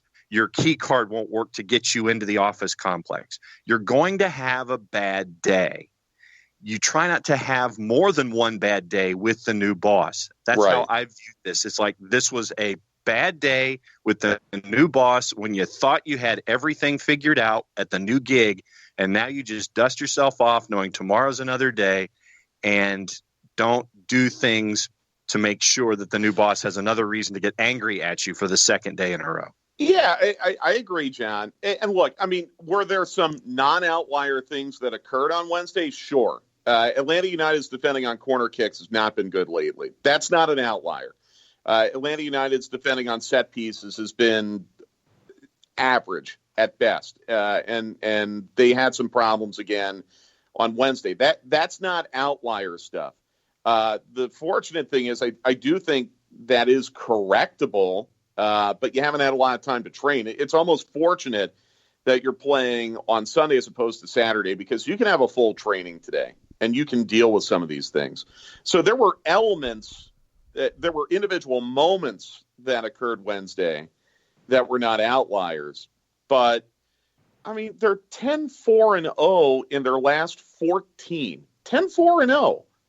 And people are trying to argue with me that a 5-1 loss is more true to their recent form than the 10 wins that they have. Or, you know, I'll take it a step further. The 3 losses you've had in that span, 2 are on literally the last kick of the game. One was a very weird one at Red Bulls, which was not great because you're 10-11, but there are explanations for that. Sometimes I just don't understand what people want. And then, you know, I had people argue with me that, well, you know, yeah, they won 10 of their last 14, but they didn't look good in their wins. They didn't look good against Orlando. They didn't look good against Montreal. They didn't look good against Vancouver. It's professional soccer. Both teams are good. Both teams have good players. If it were easy to win week in and week out, we wouldn't have a league because no one would watch. So I have to push back really, really hard on that. Look, I invite it upon myself when I tweet things. Maybe I should just stop tweeting for a while because I invite this on myself. But I'm not going to say something I don't believe. Right. You know, I don't believe that Atlanta United is more true to being a team that loses 5-1 in Chicago than a team that dominated Chicago in June at home, that dominated Minnesota at home in late May, that playing shorthanded did a pretty adequate job against a good Montreal team last Saturday. Like, you got to be fair both ways. You know, if you want to dwell on the negative, that's fine. That's your choice. If fans are passionate, they're allowed to do that. But then you have to at least accept that there have been positive things too, and I guess vice versa. So yeah. I'm not trying to argue that Atlanta United is you know, this you know, incredible team that just should go out there and blow people out every week, that they're playing on the same level of LAFC and all that. I'm not trying to argue that at all. I'm just saying you got to be fair. You got to look at the forest and not the trees. And in every forest, you're going to have a fire-scarred tree. Or a tree that got hit by lightning. That's the Chicago tree. But as I look at the forest still looks pretty robust to me. When you look at the league as a whole, you know, LAFC has completely set the pace. Beyond that, feels like pretty much a crapshoot. NYCFC is trying to set a pace in the Eastern Conference, and you have to keep an eye on them. But everybody else is roughly the same. And think back to the crazy results we saw on Wednesday. You're in this time frame right now where it's weird. Let's look at the top 7 in the East. The 7 teams that are right now above the playoff line. 6 of them played a midweek match, Wednesday or Thursday, and 3 of them dropped points. 3 of them lost. Excuse me. DC lost, Atlanta lost, Red Bulls lost, Toronto lost. 4 of them lost. Excuse me. It's even worse. New York City and Philadelphia were the only teams in that group to win. No one in the East is doing anything right now. Atlanta United still has 2 matches in hand on Philly. They're 6 points back, and they play Philly again. So no one's doing anything right now in the East other than New York City. And I've had people arguing with me yesterday that, well, because Atlanta United doesn't play well on the road, the fact that they're likely going to have to play a road game in the playoffs now means that they're probably going to get knocked out. See, but this is my problem with that. Last year you had the best season in wins on the road that this league has seen. And this year you're average to above average in terms of winning games on the road. Well, you don't go out on the road and win every game. Let me build on that, Jason. Atlanta United is still top 10 in the league in points earned on the road this year. Yeah, exactly. I mean, that's pretty good for a team that can't win on the road and rabble. Nobody's winning much on the road. Rabble. Right. No one is supposed to be good on the road. I mean, what New York City has done is that's an outlier. I mean, to go 3-1-4 on the road, that's an outlier. That's outstanding. But, you know, even if you look at your leading teams right now, in the West, Dallas is 3rd in the West, 29 points, same as Atlanta, 2-6-1 on the road. Seattle also on 29 points, 1-5-3 on the road. Houston's a playoff team, 1-6-0 on the road. Red Bulls, the almighty Red Bulls, 2-4-2 on the road. It's not supposed to be easy. You have to do better. You have to be switched on at the start of matches. And I really hope, too, that people aren't thinking that I'm trying to explain away or excuse what happened on Wednesday. I am absolutely not doing that. Atlanta United was putrid on Wednesday. They know it. They know they have to be better. But I'm not trying to explain that away or pretend it didn't happen. I just think, again, you're not being fair when you say, well, that's the way they've played on the road all year, because that's not accurate. And when you when you look at this stretch of games, I think, Mike, we've seen a lot of folks come into their own. When you look at this last 14, who has stuck out to you that you have been the most impressed by on the pitch with this run of form? Oh, boy. Let me think. It's tricky because you've had so many different lineups because Joseph's been in and out. Barco's been mostly out. Tito's been mostly out. I like what you're getting out of your midfield. I think it doesn't get talked enough. It doesn't get talked about enough what Eric Remedi has been doing. I think he was really missed on Wednesday. I don't know if it would have made a dramatic difference, but I don't think it would have played out exactly the same way if you have Remedi. He's someone that just doesn't get talked about enough, but I think he's done a really terrific job. I mean, obviously, what Justin Miram has done in his individual moments has been really good. I think Dion Pereira has been decent. I think he's had some really good matches. I think he's had some not very good matches, but I think where he is right now in his development at age 19, he's on track. Obviously LGP has been rock solid. I think Breck Shea has given you some good moments. Obviously Franco Escobar has proven how vital he is. That's a hard question to answer, John, because I'm still stuck on Wednesday. But what you did, though, is in mentioning a lot of different pieces, that's what it takes for the kind of run that they've been on, because it's one guy contributing who's 19 years old. It's the new guy coming in and immediately stepping in. So I think that the point was made with every name that you were mentioning in that section there, because it's taken a lot of different guys to step up, doing a lot of different things to get you to where you are right now. And I didn't mention any of the designated players, which I think is also a good sign. I mean, you're talking about your role players stepping up and giving you some really, really critical things. And that's another thing that, like, I hate to keep going back to this, but like on Wednesday, for the final, 70 minutes of that match, 75 minutes of that match, you didn't have a designated player on the field. Like, is that not something that we can point out because, we have to be so focused on how bad a night it was? Atlanta United has been brutalized by injuries and international duty. And like, if I were to tell you at the beginning of the season that Atlanta United would be fourth in their conference, third in points per match right now, winners of 10 of 14, and they'd be doing it without Barco, without Villalba, with Pitti struggling at times, and with Joseph in and out of the lineup, I think you would have gladly taken that. Again, not trying to excuse or explain away anything, but that's big. That's been really, really big, and I think it underscores how well the back line has played. They've given up some goals lately, but with so many of your attacking pieces out hurt or on international duty, the fact that you've been able to tread water, I think it's a real testament to the job that your defenders and your goalkeeper have been doing. It's going to be a wild one on Sunday with both teams coming in, I think, angry, maybe a little embarrassed about the results that they had on the road over the weekend. Both teams played on Wednesday, so they're going to come in with the same type of rest. Red Bulls are traveling. Atlanta had to travel back from Chicago, so both teams are pretty even in that. I just feel like this, coming off of the Women's World Cup final in the morning, this is going to be a spectacle for Fox. It's going to be a spectacle for the national TV audience.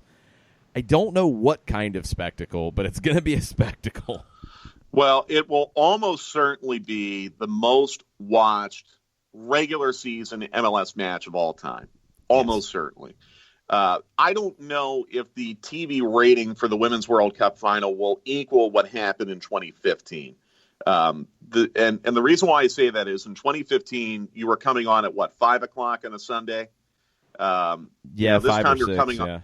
This time you're coming on at 11 a.m., 8 a.m. on the West Coast. So I'm not sure you're going to match that number that you got in 2015, which is the most watched soccer match in this nation's history, men or women. But even if you get 3/4 of that, and hopefully, it's Megan Rapinoe being handed the trophy, and, you have that celebration kind of bleeding right into the MLS match. Hopefully a lot of people keep their televisions turned on. And I think you're going to have the potential for this to be the most watched MLS regular season match ever. Atlanta United and Seattle Sounders were put in that spotlight position last year after the Men's World Cup final, and it was not a good match. Brian Schmetzer and Seattle played extremely negatively. You're not going to have that Sunday. I think both teams will go out. They'll try to entertain. It's a vital match for the league. It's ironic now that 3 very important players are suspended for this match because of this red card frenzy that you had this week. But I think it's going to be big time. The crowd is a big, big part of that, too. People really need to be in their seats in time for kickoff. But I really hope that people come into the building at 10:30 in the morning, experience the Women's World Cup final with us, because that alone is going to be a spectacle before the ball's even rolled out for Atlanta United. Yeah, it's going to be a wild day. We'll be on the air on 92.9 The Game, off and on, Mike and I anyway, starting at 9 o'clock. John Fricke, Hugh Douglas will be live at Mercedes-Benz Stadium starting at 9 to get you ready for both the Women's World Cup final and Atlanta and the Red Bulls. All kinds of soccer talk all day long on Sunday. Our official pregame will start at 1:30. Five Stripes Countdown. Kickoff is closer to 2:30, and that is a little bit in flux depending on what happens over in Lyon. Hopefully no extra time and penalties, but that could be pushed back just a little bit. Pace yourself, get a lot of rest tomorrow, and get ready for a long day on Sunday. Yeah, very definitely. It's going to be a lot of fun. Looking forward to bringing it to you, and thanks for letting me vent a little bit, guys. And really, honestly, I do like the conversation on Twitter. I love the passion. I love that people care so much. And I do understand. I bring a lot of that on myself, because the last thing people want to hear after something like what happened on Wednesday is a positive stat. So I get it. It comes with the territory. That's all good. I think that's what we do sometimes on this show. Is it turns into 2 hours of venting. It happens. It's okay. Group therapy. Yes, sometimes it feels that way. Hopefully, it won't feel like that on Monday. But no, don't need that. Yeah, don't need that at all. Appreciate it, and I will see you on Sunday. Okay, guys, take care. Be good. Let's take a quick break. Let's get Doug Robertson on the line from the AHAC and get his thoughts as we head into a showdown at the Benz on Sunday. We'll be right back after this. Looking for future leaders we can trust and believe in? Look no further than the high school student athletes right here in Georgia. High school sports teach young people how to be effective leaders. It begins by making their grades and being on time for practice. It includes learning to listen, following directions, accepting responsibility, being a good role model. And it's about respect for officials, opponents, the rules, and each other. The result? It transcends sports. It gives us hope for the future. High school sports. There's so much more than just a game. This message presented by the Georgia High School Association and the Georgia Athletic Directors Association.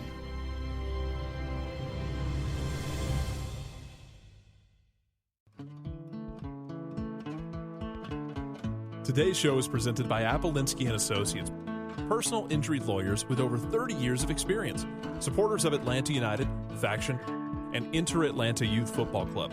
If you've been hurt in a wreck, contact Steve today at steve@aa-legal.com or call in 24/7 at 404-377-9191. The initial consultation is free. We know that every driver is different, and a one-size policy does not fit all. That's why Country Financial offers a variety of discounts, so you get the coverage you need and the savings you deserve. From good driver to good student, multi-policy to multi-car, we've got a discount to suit every driver. Call Jason Wright at 678-568-6871 today to see what you could save. On Facebook at Jason Wright Agency or by phone at 678-568-6871. Discounts vary by state. Policies issued by Country Mutual Insurance Company, Country Preferred Insurance Company, or Country Casualty Insurance Company, Bloomington, Illinois.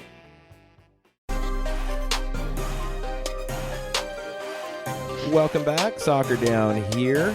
July 5th edition. All the soccer on Sunday, and Atlanta United and the New York Red Bulls will be right in the middle of a crazy day.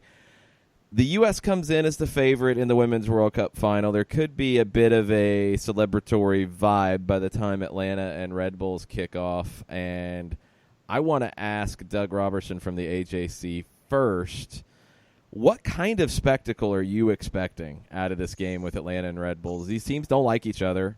I don't think the match in May helped that at all. There's always some physical play, always a little bit of consternation between these two. The styles clash. Is this going to be the spectacle that MLS wants on national TV on Sunday afternoon? I think it will be. It's a shame that both teams won't be at full strength for the game. This, to me, is the real rival for Atlanta United, not Orlando, because these teams have fought for trophies. They have battled each other in the playoffs. There have been impactful, meaningful results on the line with most meetings, starting with the very first one in the very first game that Red Bulls won at Bobby Dodd Stadium way back in March 2017. But I think it's going to be a fun game. Atlanta United, for whatever reason, typically does not play well against teams that aren't at full strength. And I don't quite know why that is, but it's especially true of Red Bulls. We all remember the game last September with no Tyler Adams, no Bradley Wright Phillips, and Red Bulls, next to the first half against Chicago on Wednesday, just destroyed Atlanta, played them better than anyone I've ever seen. So I think it's going to be a fun game. So, Doug, you mentioned the rivalry with Red Bulls and all of the different matchups. When do you think it officially hit in your mind that Red Bulls are the rival of Atlanta United? Is it as far back as that first match? Did it take a little time? When did it go in your mind as, yes, this is the rival? A small percentage of it probably started in that first game. And then the next game at Red Bull is the one that Chris Armas complained about Atlanta United players kicking his players and Atlanta United's coaching staff telling them to kick his players. I don't know if y'all remember that. So that added to it. And then last year, as the two teams kind of fought for the Supporters' Shield, and Red Bulls got him again up in. I think they got him again up in Harrison. It was Marsh who was complaining about the kicking. Yeah. That I'm sorry, was before not Armas. Yeah, I meant Marsh. Yeah, not Armas. I'm sorry, Marsh. Thank you for that. And then Atlanta United returned the favor. They lost the Supporters' Shield to Red Bulls, obviously on the regular season finale with a poopy performance at Toronto, but then got them in the playoffs. So I do think there's a strong rivalry here. It's a team full of skilled players, and they each kind of have a way they want to play. Red Bulls, I think, are kind of pulling it off a little bit better than Atlanta United right now. Yeah, I think they are, and that's why it surprised me a little bit when you go back and look at the Houston match that Red Bulls went with the tactics that they did. They went with two up top, which isn't something we normally see from them. And this was something that Chris Armas was criticized for pretty heavily coming into the first leg of the playoffs last year, where he went away from that style at Mercedes-Benz Stadium, and it really cost him. There's been a lot of, I think, 2020 looks back at that, and people have tried to justify it in different ways. For me, the Red Bulls, when they don't play their style, they're a weaker team. And I'm curious to see, with their absences, how do they come into Mercedes-Benz on Sunday? If they get away from that style, I don't think they'll be as successful. Well, they weren't at full strength when they played in Harrison already once this season.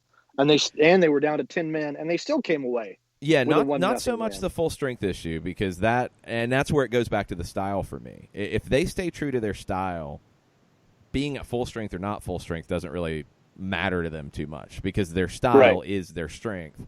When they get away from playing in that way is where I think they struggle. And I think Chris Armas has to come in no matter what players he has, and he won't have his full complement. He'll have injuries that'll affect it. He'll have guys away on national team duty.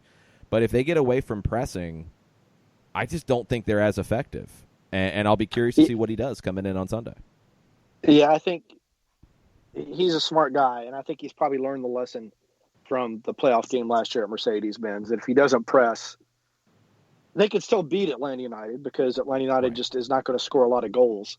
But it's going to make it very difficult on themselves. And I don't see him doing that again. But it's going to be an exciting game, I think. And I'm just curious how much emotional energy Atlanta United supporters are going to have for this game after they watch the women in the World Cup before that, which should be another fascinating game.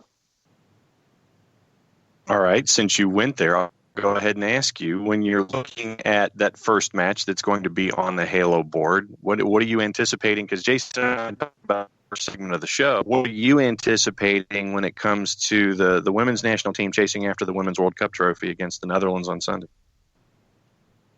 Well, I think the U.S. will win, but they better enjoy it because the world is catching up super duper fast. It's really heartening for the game, but it's disheartening for the women and for me, the men's national team as well, because it really has taken about 20 years for the rest of the world to really start to challenge the U.S. women's soccer team. Just 20 years. Major League Soccer is now how many years old? 25. 25, right? And the U.S. men's national team is still you could argue, really not a whole lot better than it was 25 years ago. So something the rest of the world is doing correctly that the U.S. just cannot seem to solve in terms of becoming a powerful soccer nation on the men's side, and not really staying ahead of the pace that's being set by the teams in Europe in the women's game. It's going to be a challenge for the U.S. women going forward, but it's going to be fun to see how they respond. Yeah, sadly, it's hard to compare apples to apples between the two, and you're seeing the U.S. women not necessarily get, a ton of support from the federation and professional leagues and all of that over the years, and be able to hold their ground because other federations just didn't really invest in it. But now that's changed. I mean, today there was news about China dumping a ton of money into the women's game and growing the women's professional game in that country. And we see a team like the Netherlands who has really benefited from players being developed at the club level. And I think they're the prime example of what you're talking about, Doug, in terms of an emerging team. Their first Women's World Cup was the last one in 2015, and they got out of the group stage and got to a knockout match. 2 years later, they win the European Championship in a big surprise, and now 2 years after that, you're in a World Cup final. It can happen fast on the women's side, and that's why I think for the U.S., as good as it's been for them to find their form in the knockout round and get through the gauntlet that they have in Spain, another one of these emerging teams, France, who was a bit of a disappointment in this tournament. I think the pressure got to them. And England, who's right there with the U.S., how is that going to play in 4 years? That's the bigger question. Yep. I mean, that's my point. And you see more and more club teams are starting their own teams. They're going to benefit from all the resources those clubs already have, from coaching to the medicine, to the front office, to the diet, everything. And I mean, the NWSL is still considered the top, I guess, women's league in the world. But you read the stories about the lack of resources that these teams have compared to what the teams in Europe are going to have. And it's going to be night and day. I mean, and you can kind of understand, I guess, where the owners are coming from in the NWSL, because the TV ratings aren't there. The attendance is not there. It's hard to justify other than the want to and putting more money into the product. Now, they just struck a deal with ESPN, but I have no idea if ESPN is paying them any money to broadcast the games or if it's going to be some sort of reciprocity advertising revenue agreement. But yeah, it reminds me a little bit of print journalism and covering soccer. If people aren't going to the games or if people aren't clicking on the stories, at some point, the business owners are simply going to decide we can't do this anymore. So it's going to be interesting to see what happens in the next few years. Compare that to what you're seeing with the men's national team right now, playing to be in a Gold Cup final against Mexico, and that's usually what the Gold Cup is structured for a U.S. Mexico final. When you look at the Gold Cup and you see what transition is going on with Greg Berhalter and the men's national team, what do you anticipate right now in this first segment of the Greg Berhalter administration going up against Mexico? I think Mexico is going to win fairly easily. I tweeted this the other day. This was during the Curacao game. I mean, how many U.S. men's national team players would make Mexico's strongest 18 right now? 2, maybe 3, maybe. Pulisic, McKinney, Adams, maybe Stefan. That's the bar. You could maybe get to 4. Yeah, that's the bar you've got to hit. And only 4 of 18. It's just really hard to say to yourself, oh, yeah, the U.S. is getting better. The U.S. is emerging now. Mexico is obviously getting better too, but you can't just maintain pace. You have to start to lap and walk them down, and it's simply not happening right now. Sunday, I think the U.S. could beat Mexico. Yes. I think it's more likely that Mexico is going to beat U.S. and probably beat them by at least 2 goals. The U.S. looked good against Jamaica, but I think Jamaica just simply, if it had finished some of its chances, the result would have been much, much different. So, it's going to be interesting on Sunday. Yeah, there's going to be a lot of things to talk about next week on all these different fronts. We'll talk more about the national teams next week, but let's get to the predictions about Atlanta and Red Bulls. This is such a hard one to call because of the absences. No LGP. Not expecting Barco or Villalba back in this one, it seems like. On the Red Bulls side, Tim Parker's a question mark. He didn't play in Houston, rolled his ankle last week against Chicago. Wonder about him. Kamar Lawrence, is he going to be able to give them anything coming back from national team duty with Jamaica? They have their 2 red cards with Murillo and with Gaku. What the lineups are going to look like is maybe one of the biggest questions as we go in, but we have to give predictions, and we have to try to make some sense of this. And, John, you get to kick us off. Well, since Doug and I pretty much agreed midweek about a final score, I'm just going to go ahead and repeat it since it didn't work last time. I'm going to go ahead and give it again. I think Joseph gets 1, and I think that PT gets 1. I think it's 2-1, and BWP gets the other. So 2-1 Atlanta United win. Okay. 2-1 Atlanta bounces back. Doug, what do you think? If Lawrence plays, that's not good for the U.S. because – for Atlanta United, they've never beaten Red Bulls when Lawrence is in the starting lineup because he's kind of a one-man wrecking crew on that side for New York. Atlanta United isn't playing well. I don't think they've been playing well or as well as they could for quite a while, despite some of the results. And I think Red Bulls simply have their number. And I think Red Bulls are going to win 2-1. I'm in between both of y'all. I think it's going to be a 1-1, very frenetic draw.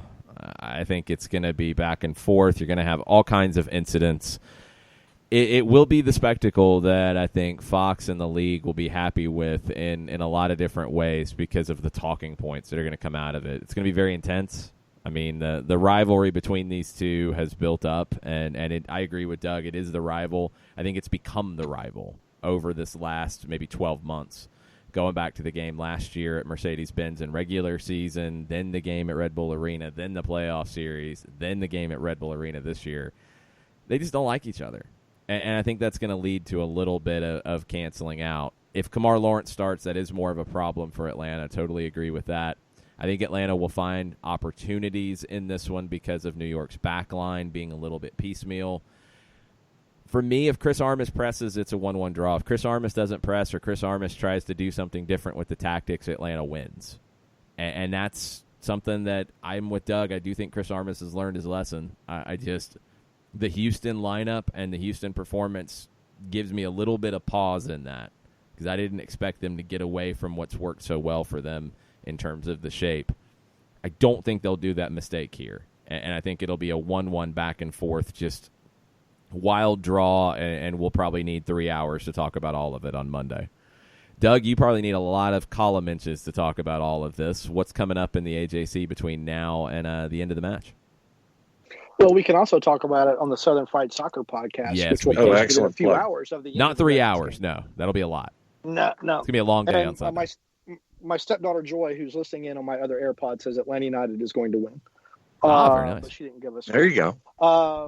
So one of our talented interns, Emmanuel, is at Atlanta United training today. He was going to get to talk to Emerson Heineman, but something's popped up, so Heineman is being pushed next week. So he'll probably have an injury report on Barco, Viaba, etc. Hopefully Bello for tomorrow's paper. And then I've asked him to kind of write about the team's mental state right now, talking to Parkhurst, who I didn't get to talk to after the game earlier this week, and whatever other player Atlanta United makes available. Kind of the mental state and how they've been able to bounce back from some of these bad losses in the past couple of years, because they do have a good history, as we talked about on the Southern Fried Soccer podcast. After the game at Chicago, they bounced back from the final season loss at Toronto last year. They bounced back from that Houston loss at the beginning of the year last year. How they're able to do that and how they can apply that logic to Sunday's game. Lots of stuff, and we will be talking about it on the Southern Fried Soccer podcast. But no, we will not keep you there for another hour because it's going to be a long day with the women's game, and then Atlanta and Red Bulls, and then we get to go home and grab some dinner, and then watch the U.S. men and Mexico in the Gold Cup final. So, Doug, rest up. See you on Sunday. Thanks, guys. We'll talk to you later. Be good. We'll take a quick break, come back, and get some more questions from you guys on Twitter and drop some nuggets for you as we wrap up a Friday edition of SDH. Be right back. A ranger station. I'd like to report a bear hug. Okay. I put out my campfire and Smokey Bear hugged me. So you drowned the fire, you stirred it, drowned it again, and felt that it was cold? Uh-huh. Yeah, he's just letting you know you did good. Bear hug from Smokey Bear. Status update. I'm gonna let you go now. There are many ways to start a fire, but one sure way to put it out. Learn how you can do your part at SmokeyBear.com. Sponsored by the U.S. Forest Service, Ad Council, and your state forester. As a business owner, you know that every year brings new challenges and opportunities. The success of your business demands expertise and focus. And Country Financial can help you keep that focus by helping ensure you have the right insurance protection in place to meet your goals. Jason Wright can help you create a customized insurance plan that has coverages designed just for your business. Give Jason a call at 678-568-6871 or reach him on Facebook at Jason Wright Agency. Coverages vary by state. Policies issued by Country Mutual Insurance Company, Bloomington, Illinois.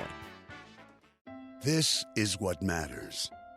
This is beyond X's and O's. This is the difference mutual respect makes. This is what character looks like.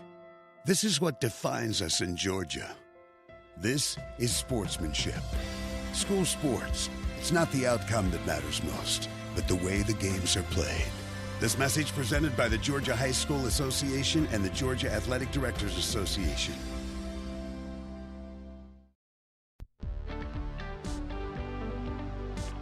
If you've been hurt in a car wreck, contact my friend Steve Apolinski of Apolinski and Associates. He's been representing individuals for over 30 years throughout Georgia and Alabama. Email him at steve@aa-legal.com or call him 24/7 at 404-377-9191. The initial consultation is free.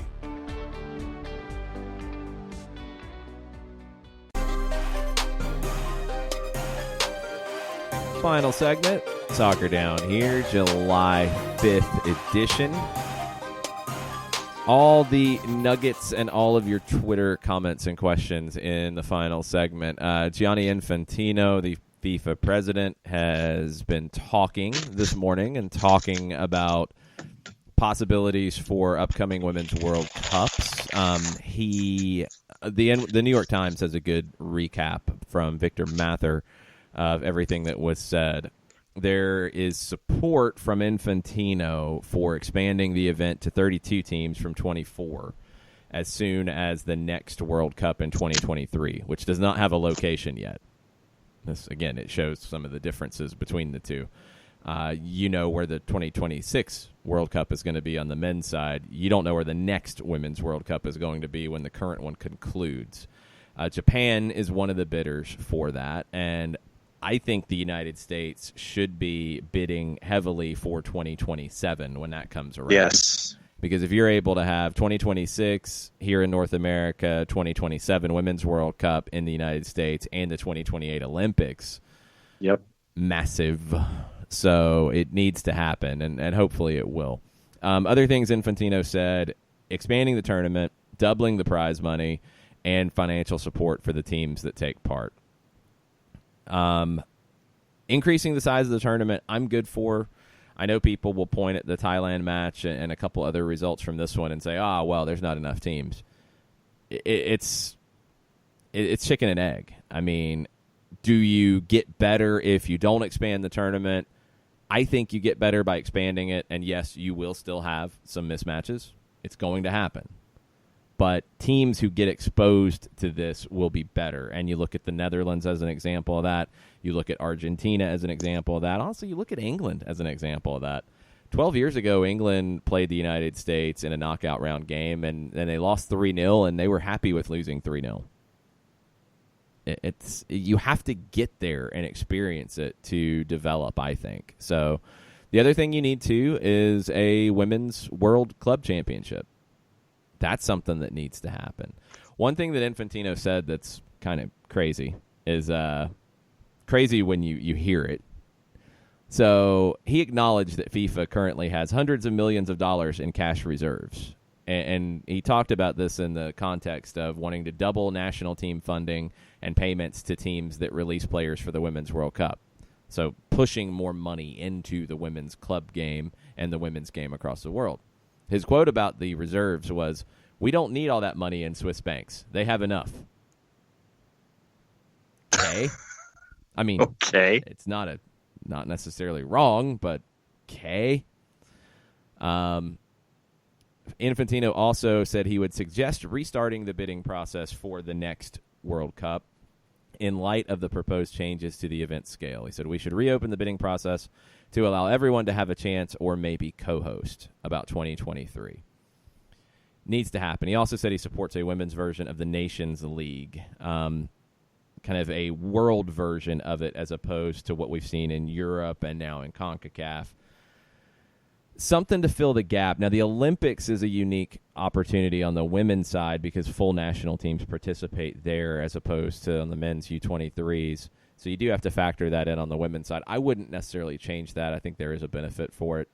But a Nations League on the women's side and more of an international thing as opposed to a continental thing, maybe. I would be fine if there's just increased support for the Copa America on the women's side, a Gold Cup on the women's side, and these things to be more standalone. The European Championships have grown on the women's side, so I don't know if you want to fight that development by creating an international Nations League. I would rather just support the continents. But it's good that at least Infantino is talking about it and realizing that, yes, this is a big deal, and yes, as always with FIFA, it's all about the money. So if he thinks he's able to increase the amount of money FIFA makes, then he will expand the World Cup and he will create a Club World Cup for women and all of those things. It's all about the dollars, and I think this tournament has shown that there are more dollars to be made in the women's game. And when it comes to expanding the World Cup, to me, how are these nations that want to embrace the sport, grow the sport, and have national sides, how are they going to grow if they don't have this opportunity? That's my biggest point. No, you have to. I mean, it doesn't happen by, just we hope that it grows. You have to create the carrot, and in this case, the carrot would be twofold. It'd be participating in a World Cup. It would also be getting those dollars that you get by participating at a World Cup. So hopefully what that would do is spark more investment at the domestic levels and more of an effort to bring in investment as well in terms of sponsorships and such. You want to see Jamaica make the World Cup again. You want to see Mexico back. Mexico's women's program has been very good. They lost out in qualifying this time around. Costa Rica is a country that's been to the World Cup multiple times on the women's side. You want to see them get back. South America, I think, is where there could be huge potential growth. Colombia didn't get there this time. Colombia made the knockout rounds last time. You want to see that progress from your Argentinas and your Chiles. You want to see Brazil not fade away with their superstars going away. Europe has dominated this tournament. Europe has dominated in terms of investment over the last 4 years. By increasing the World Cup, you're going to create more opportunities for your CONCACAF and CONMEBOLs and Asian countries and African countries to develop, and that's what's needed in the women's game. What other news, notes, and nuggets do you have before we hit the Twitters?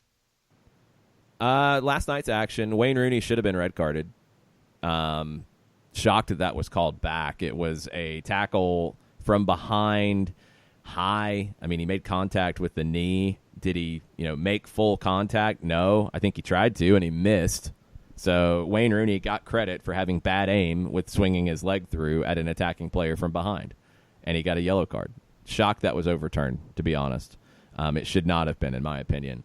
But it didn't really matter. Dallas just dominated D.C. Luciano Acosta did come in and get sent off as a sub for stomping on Paxton Pomykal, which looked worse than it was, but you got to get red carded in that situation. Zlatan had 2 goals last night. Maybe they need to misspell his name on the back of the shirt more often. It was he is the Gayot. Yes. No, he's not any of that. He's just, his name was just misspelled. That's all. New England had a big win in a long, crazy, weird game in Colorado that left Bruce Arena saying, "What are we doing here?" Essentially, what's going on? Teal Bunbury scored his 50th career goal. 3 hours and 34 minutes of delays. They had to cancel the post-game fireworks. So let's see. Something that was supposed to start at 9 o'clock Eastern ended shortly after 2 a.m. Eastern time. Yeah, I didn't see the end of that. I was asleep. I got lost right at the 8-minute halftime. That was when I faded out. Yeah, I didn't even get to that. I didn't even get to halftime. I was done. Let's see. We answered Eric's question about the new goal scorer in Los Angeles. Daniel Price, greatest thing I can take solace is we weren't the only ones to get destroyed. Red Bulls got hit with 2 reds. Rest of the league was just all over the place. Really weird week for MLS, and it ain't even over yet. Hashtag Overreaction Friday. That's where you're at right now. You've got compression. You've got just weird things happening with players away. It's the schedule that was created for this year and the calendar that was created for this year is maybe the even bigger part of it, leads you to these types of situations. So you just have to ride through them as best you can. You can't let a loss on Wednesday turn into a loss on Sunday. You have to take what you can out of it. You have to be better defending set pieces. You have to be better and more secure in defending counterattacks off of your set pieces. And you have to bounce back. And that's where you're at. Like, if you are the Red Bulls, you've got to find a way to bounce back after your red cards and a little bit more of a mental meltdown. Kansas City had a bad loss against LAFC. They've got to bounce back. You can't have a bad loss turn into a losing streak. Joe Boss says, thankfully, I didn't see the first half. If we're going to be slap, hashtag NYRB, I think we got to have Barco back on the pitch, especially since Red Bulls is short in the back line. I want to see Atlanta United relentless and ruthless. Frank DeBoer is probably still pissed and should be. Well, I mean, having Barco back on the pitch, that's out of Frank DeBoer's control. I mean, that's the problem when you have these injuries and when they happen in these types of moments is you lose out. And it's frustrating when they happen in moments like that one where it is something that the referee allows a player to be kicked repeatedly. It's the same with Villalba at Red Bull Arena. It's very frustrating if you're Atlanta United when those moments happen. We'll get more word. Frank DeBoer speaking to the media this morning. I've not seen anything come out of the Children's Healthcare of Atlanta training ground just yet. I've got an update. I did not sense any optimism about Barco participating on Sunday. Frank DeBoer at training from Harris, Krusik. Joseph is back. That's the quick quote. And quick quotes on Barco and Tito. On Barco, we'll have another medical report on Sunday. Hopefully he'll be able to start team activities. And on Tito, quote, he's a little further away, end quote. Yeah, so Barco not playing Sunday and Tito definitely not playing on Sunday. And hopefully Barco will be able to start training next week. That's what That's how I'm interpreting that. Yeah. Let's see. I'm trying to scan back down and figure out where we are. For Kefsey, wanted Red Bull's question, anyone other than Kaku and Murillo out for Sunday. Parker's questionable. Lawrence, you don't know how much he's going to have in the tank coming back from Jamaica. Bradley Wright Phillips is working his way back into the team. He has not started since returning. Is he going to be ready to start? Those are the questions that I have at the moment. Parker's probably the biggest one because of the injury suffered against Chicago. Yeah. Right. And with all the craziness, Daniel's thinking that a new hashtag might be in order, and it blends itself into our Prize Picks promo. He says, with how crazy this week has been in MLS, my Prize Picks were completely destroyed. Sans won. At least I made my money back. Yeah, I mean, that's the challenge, and Prize Picks will have a board up for tomorrow's MLS action and Sunday's MLS action later today. So be on the lookout for that. They do have the Women's World Cup board up, and it does include the third place match. Ellen White, 6.5. Aslani from Sweden at 3. You look at for the final, they have Alex Morgan at 6, Megan Rapinoe at 7, Rose Lavelle at 4, and then for the Dutch, Lieke Martens at 4, Medema at 5, Groningen at 3. And keep in mind, the way the scoring works at Prize Picks, it's 5 for a goal, it's 3 for an assist, it's 1 for a shot, it's 1 for a shot on goal, and you lose points for yellow cards and red cards. So it's pretty simple in the way that you score it. If you haven't signed up over at myprizepicks.com, when you sign up, use the code SDH. You'll get 25% of your initial deposit matched up to getting $1,000 in a match.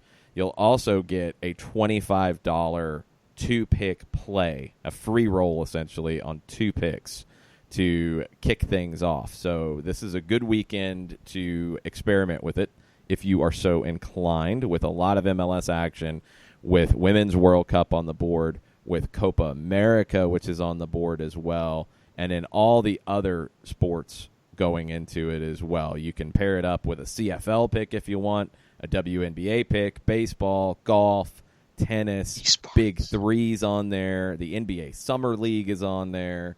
All kinds of stuff. So you can go sport to sport in your picks, and you pick 2, you pick 3, you pick 4, whatever you're feeling that weekend. So go to myprizepicks.com, sign up, use the code SDH. You'll get some stuff, and it supports the show as well. So thank you, Prize Picks. You can download the app as well on iOS and over at Android. Jay Bailey 86, the Bailey Daily. Don't forget to go there and vote on the posted poll for the matchup for this weekend. Atlanta United wins by 2 or more, wins by 1, draw or loss. Had a question about the women's national team. What are some women's national team themed dishes and drinks to serve at a watch party?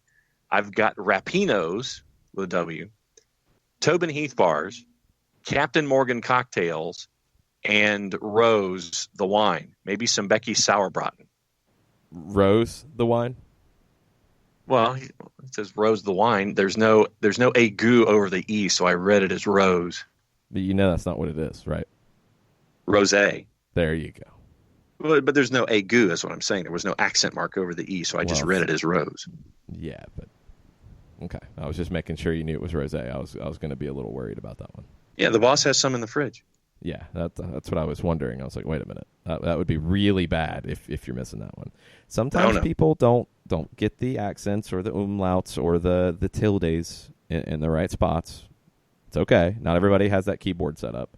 I usually just copy and paste, actually, to make sure I get the right. I was wondering stuff. how you got the umlauts over the Danish players in the game notes today. Over the Danish players?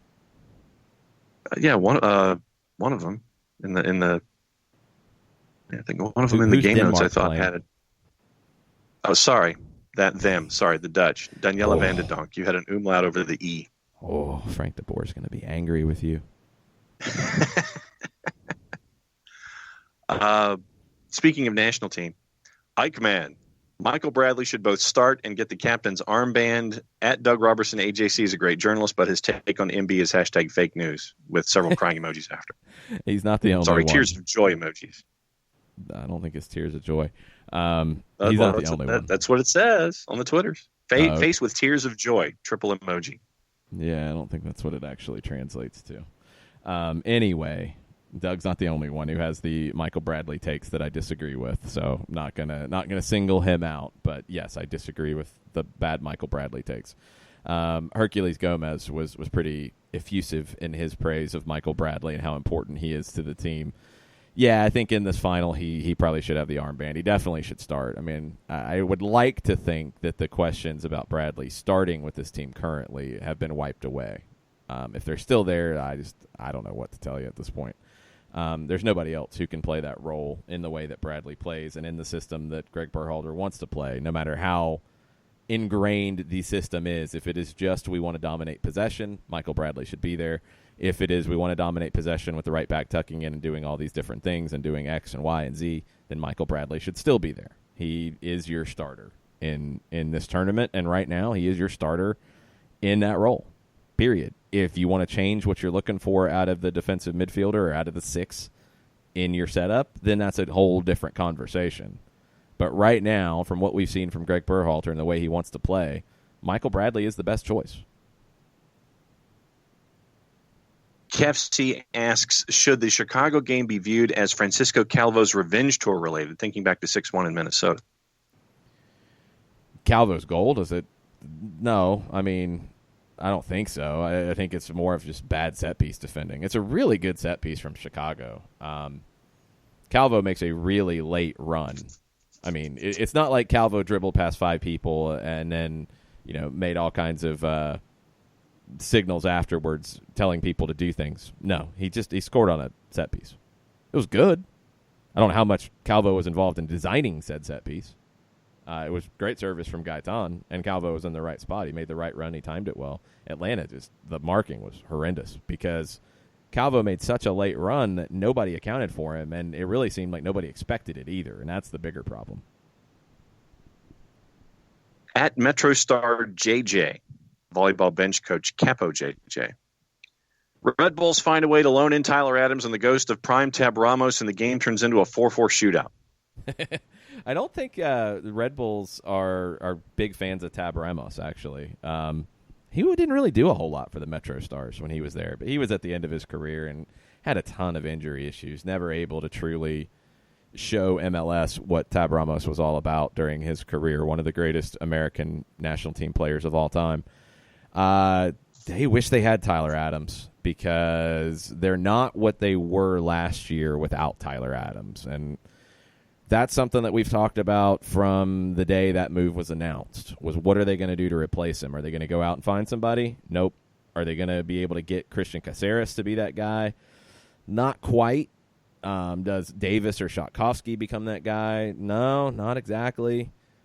They haven't really, truly replaced him because he's a great player, and he's a very difficult player to replace. But it has had an effect on the New York Red Bulls this season. They are not what they were without him. They're going to have to figure that out. They're either going to have to figure out how can we tweak who we are a little bit because we don't have a player like Tyler Adams. I don't see them going in any completely different direction because I just don't think they're capable of that. So how are they going to figure it out? Because when you look at the East, when everybody is at full strength and playing the way that they are, I don't think the Red Bulls are guaranteed to be in the top 3. I think Atlanta and NYC and Philadelphia and D.C. will be there. I think Montreal could be, and we'll have to see what Montreal ends up doing in this transfer window because there's some people circling around players. Nacho Piatti hasn't really factored in for Montreal, but they might be able to sell Nacho Piatti and get some money in to go get something to make their team better, and that would change things in the Eastern Conference. I just don't know if the Red Bulls are going to do that. I don't know if they're going to go make a move in the summer window to address some of these issues. So are they going to be among the top 3 in the East? It's not a guarantee right now. Missing Tyler Adams is a big deal. And I would think internally, to a certain degree, with the confidence that they have in their system, with what John Wolynick is doing with Red Bulls too, that there's probably a lot of folks who sit there and say, okay, we'll just bring the next guy up from Red Bulls 2 and have him inserted into what they're doing with the MLS club. Yeah, that's all nice and well and good, but are you really going to be able to replace a player like Tyler Adams with somebody from your USL team in the short term? No, you're not. In the long term, yeah, you might be able to do that. But Christian Caceres hasn't been that guy. So if you're going to think that somebody next is coming after Caceres, how long is that going to take? That I do not know. Yeah, that's the problem. But that's the problem with where this is. And if you want to be that club, that's fine. Because that's the trade-off of, okay, we're going to develop everybody from within. This is where we're at. All that's good, but sometimes you don't have a player to replace somebody you sell. And it does take time. And you have to make that decision. Are you going to go out and spend and get a guy in because you don't have anybody ready yet? Or are you going to wait it out? Well, if you wait it out, you're going to sacrifice results. And that's fine if that's who you are as a club. I don't know if that's fine for Red Bulls fans. They are not what they were last year. And look, I want to make it clear, I don't know who is in the East that team right now. Atlanta hasn't consistently shown it. NYC is probably the closest to it now that they've got, I think, the roster they want, and Dome Tarrant has figured it out. I'd say they're on form to be the best team in the East. Philadelphia, really, really close. DC, I'm not as convinced by DC, and Montreal needs something, and they might get it. But right now, they're not there either. I'd say NYC is the closest to being the top team in the East, and Atlanta and Philadelphia are next, and Red Bulls is ahead of DC and ahead of Montreal right now. But it's really jumbled.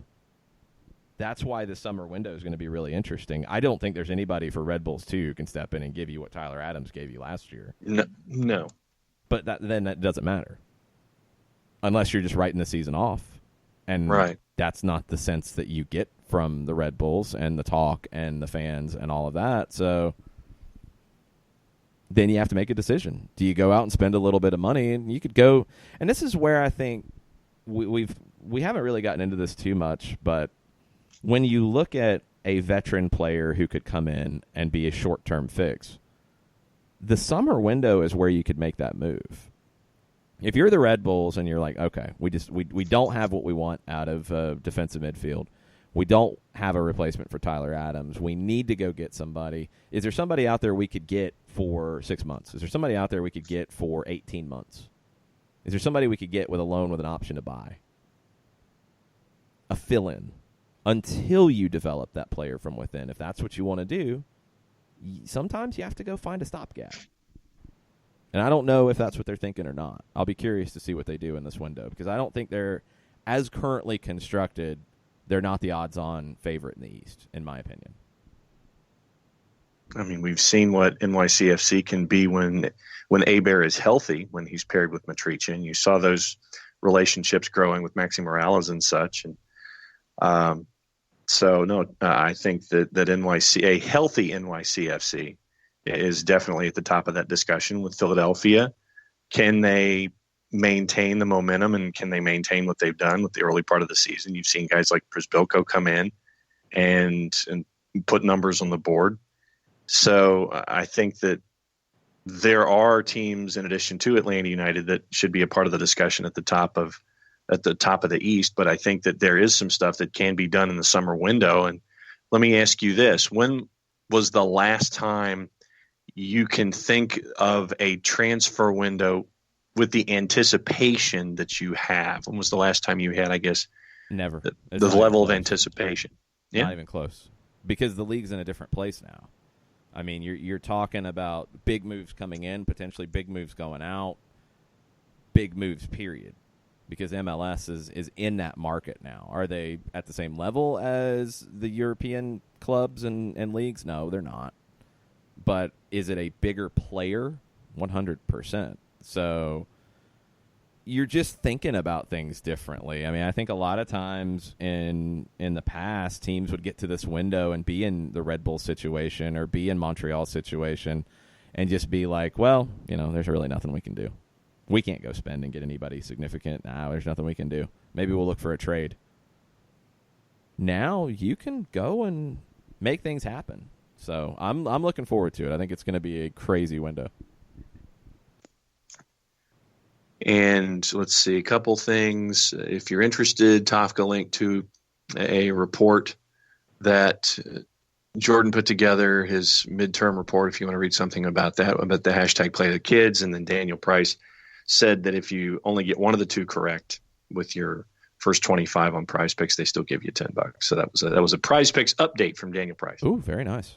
I did not know that part of it. So that's even more kind.